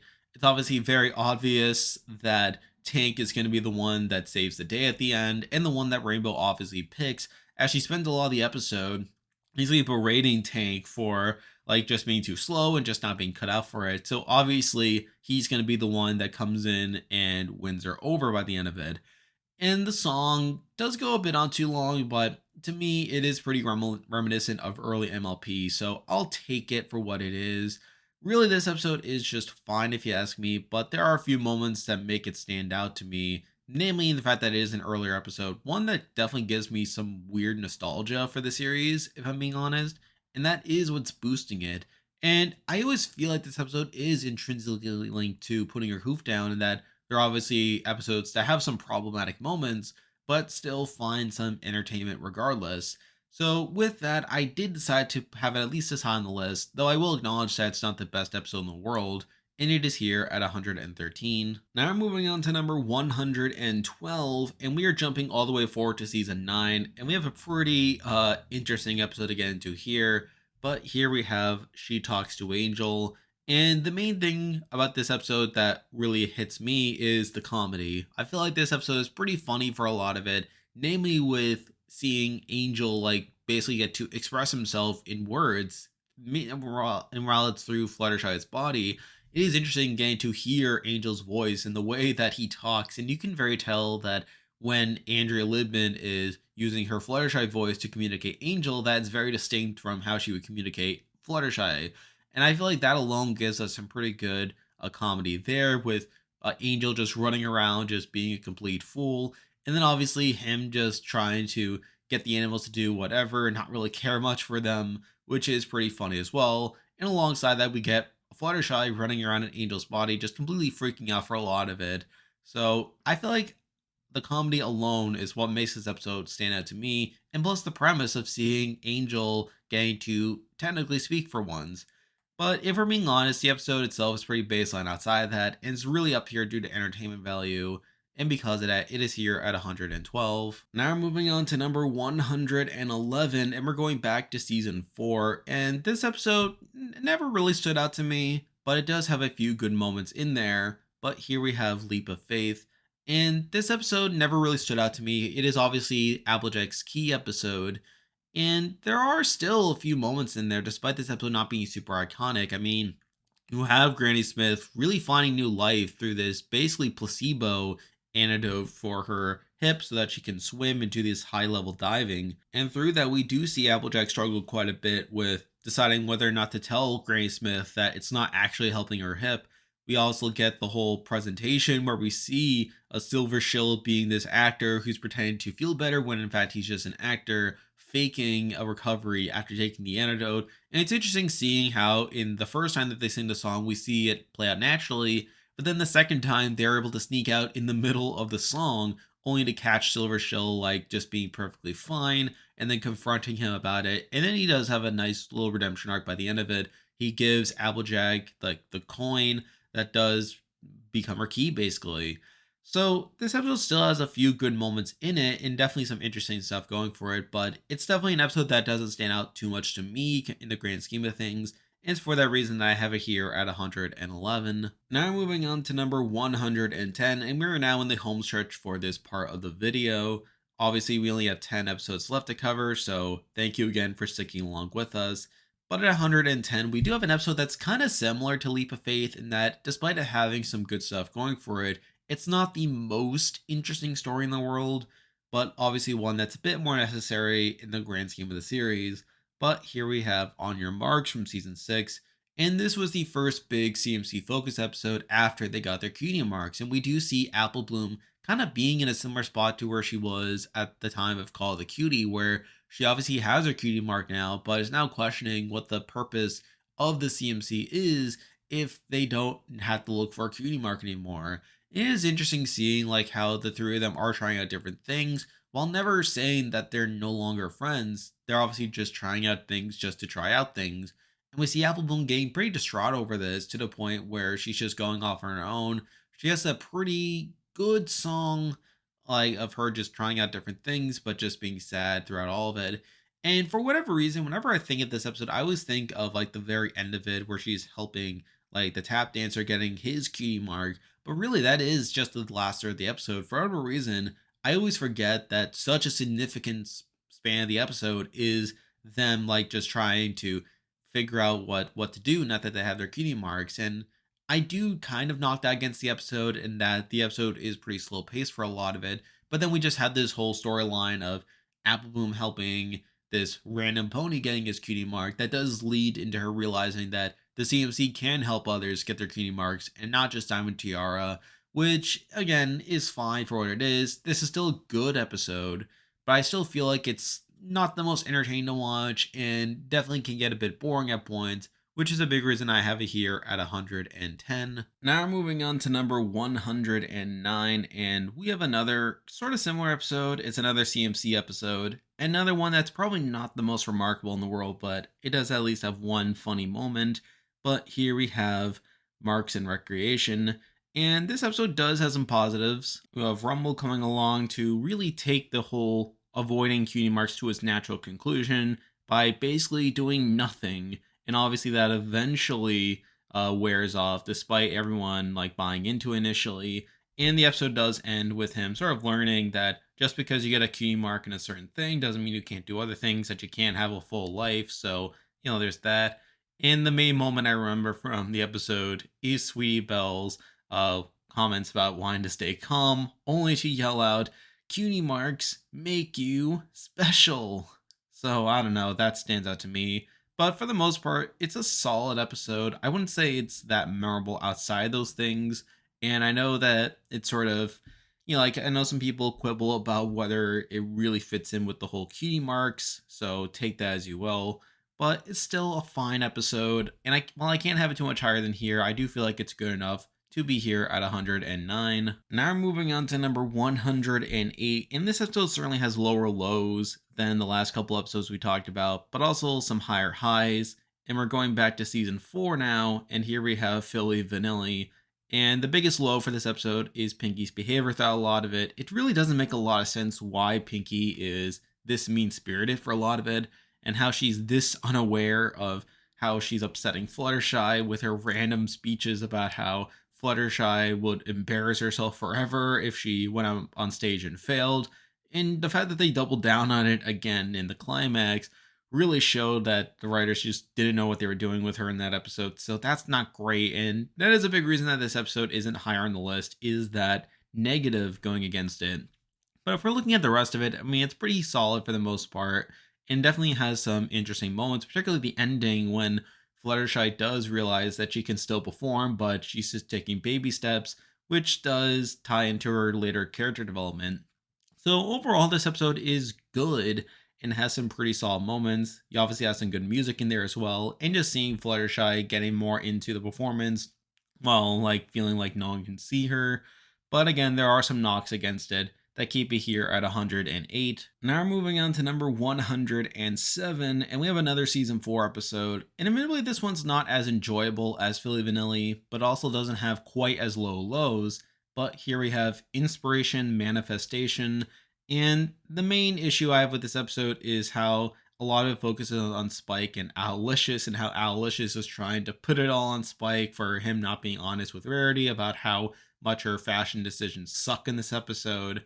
But for the most part, this episode's just, again, kind of fine. You obviously have Rarity's whole arc in the episode of her feeling rejected and how people don't respect her like artistic decisions, which does culminate in Spike casting the book onto her that allows her to basically manifest whatever she wants. And Jay gets a bit carried away with her like, really showing the flaws in her, I guess, worldview of fashion, where she's just manifesting all these gaudy things, really just making life miserable. And Spike just eventually comes around to stand up for himself, really tells Rarity like that what she's doing is wrong, and he just kind of learns a lesson about honesty. Again, nothing too special, but this episode does have at least some creative ideas that does make it mildly interesting. And because of that, I have it here at 107. Now we're moving on to number 106, and we actually have 3 season 2 episodes in a row to get through, because that's exactly how I organized this list, but it's just how it turned out. But on 106, we have the Super Speedy Cider Squeezy 6000, which is definitely going to be the longest episode title, I believe. Although there's certainly one or two that may challenge it, but still pretty much a mouthful to say. And the episode itself is pretty good. I mean, this is obviously the introduction to Flim and Flam. They have a pretty good musical number where they talk about their machine to make all this cider really quick. So there's that. Obviously, they have the whole plot of the Apple family working to like make quality cider as fast as they can, and again the contest with the Flim and Flam brothers, who are initially pretty good at making high quality cider, but then when it seems like they're about to catch up, they turn down the quality meter that allows them to win the competition, which drives the Apple family out.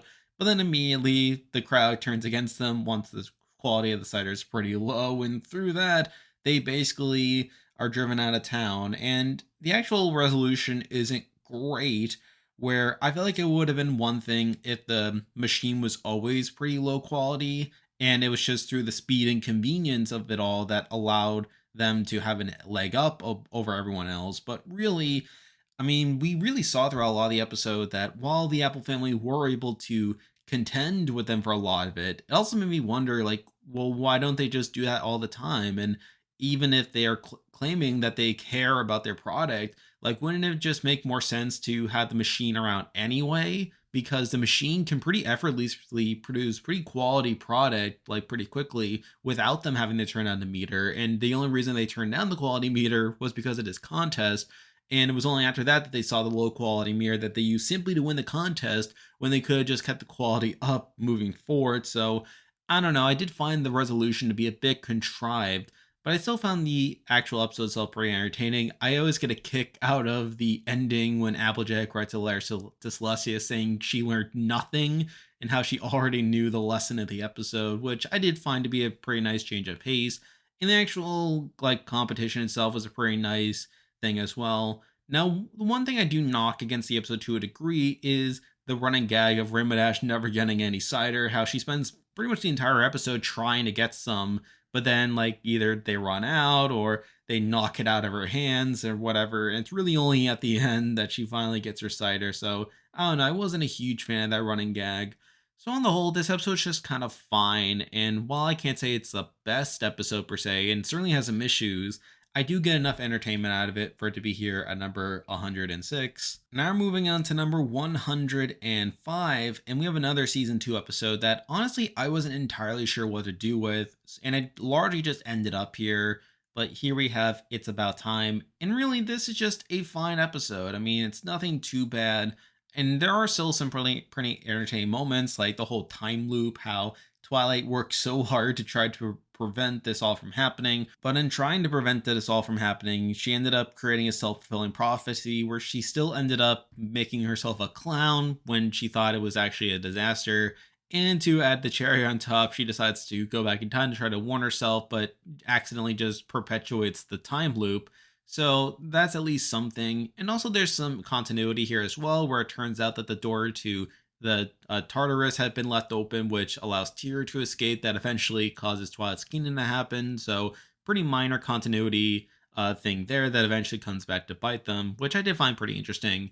And a lot of the montages here of Twilight working so hard to prevent the calamity from happening. But on the whole, this is just a fine episode. I mean, I do like the way in which they were trying to do the time travel, but again, it does still has some issues there. And because of that, I have it here at 105. Now we're moving on to number 104, and we have another season 2 episode that I kind of just figured belonged here in the middle, as this isn't a great episode, but definitely one that sticks to my mind to a degree. But here we have Secret of My Excess. And I'm sure some people feel like this episode is too high, as they never really think of it as that good of an episode. They think, oh, well, it's a Spike episode, it can't be that good.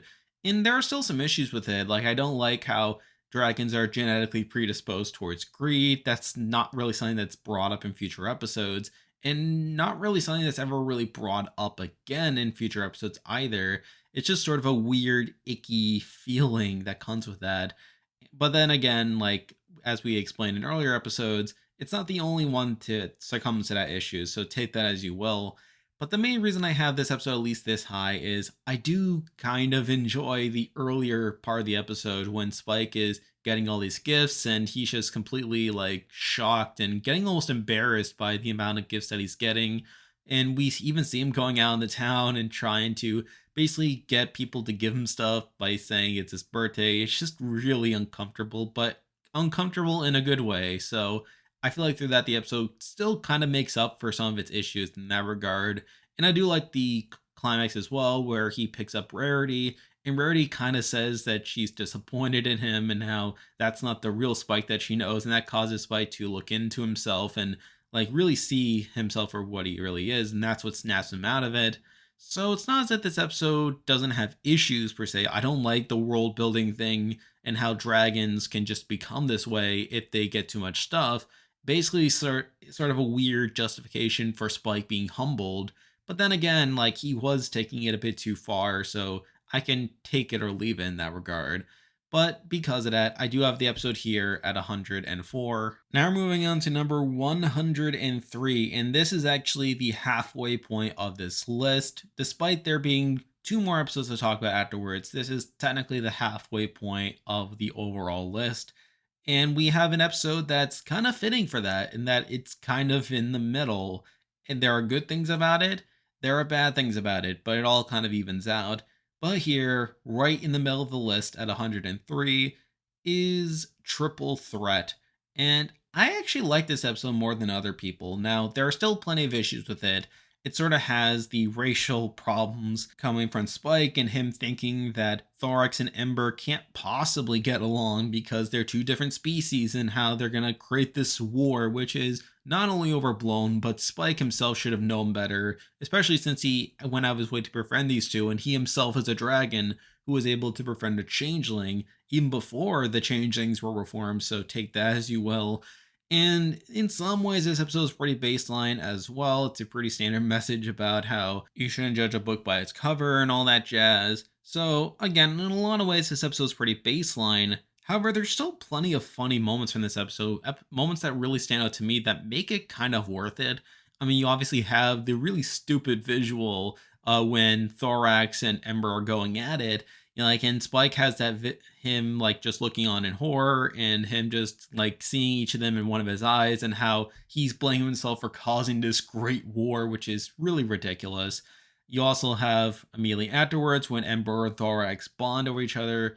There's differences and how they really learn to see eye to eye, and that's a pretty genuinely nice moment. Immediately afterwards, you have them confronting Spike, and the whole scene almost feels like it's parodying itself in some ways, but it's also genuinely funny in some ways, with Ember trying to let off some steam and letting Spike know that she's mad, but just completely struggles to let it all out, but she manages to do so anyway. You have Thorax giving the most mild, assertive comments in the world, but yet it completely knocks Spike off his feet, and he's like, whoa. It's like not even that assertive or anything, but it really highlights how Thorax has grown and grown his own backbone. So that whole like back half of it is really entertaining. Some good reasons, some ironic reasons, but it still works out for me. And I also like the continuity in this episode as well, where we see earlier in the episode, Thorax is talking about his brother Pharynx and how that will eventually come back in a future episode. So I did find that set up there to be interesting as well. So despite this being a mostly standard episode, I still enjoy it for whatever reason. And again, while you can say that some of it is due to ironic enjoyment, it's still somewhat effective. And I feel like despite this episode having flaws that should make it lower on the list, I feel like there's enough merit to it that I have it here right in the middle of the list at 103. Now we're moving on to number 102, and we're going back now to season 5. And this is an episode that I definitely like as well, sort of similar to Triple Threat, but there are some minor issues that keep it lower on the list and outside the top 100. But here we have Hearthbreakers. And I've always kind of contended with this episode to a degree. I always kind of contended how much the apples like were forced to concede to the Rock and Pie family in order to just like fuse their traditions together. And I still feel like the Pies could have done a bit more.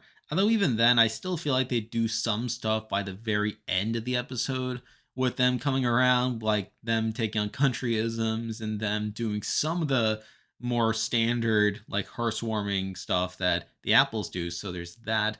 And there's still plenty of good moments in this episode. Like, I like how Pinky is really trying to bring these two families together, and she's really put in an uncomfortable position for a lot of it, which I find pretty amusing. There's that whole moment where Applejack basically decorates the entire farm overnight, and then Pinky is just kind of nervously like trying to mend things by saying, "Yeah, all that stuff she said," like, which was pretty interesting. So it's not as if this episode lacks like strengths, and I even feel like it's better in hindsight than anything else. But really, at this point, it's not my favorite episode, and there's enough going on with other episodes to where I at least have it down here at 102. And finally, at 101, the final episode that I'm going to be including in this part of the video is an episode that I do like, and an episode that has some pretty high highs, but also has some pretty big issues that keep it right outside the top 100. But the final episode I'll be talking about in this part is Party Pooped. And I do like this episode quite a lot. I mean, it is a Pinky episode.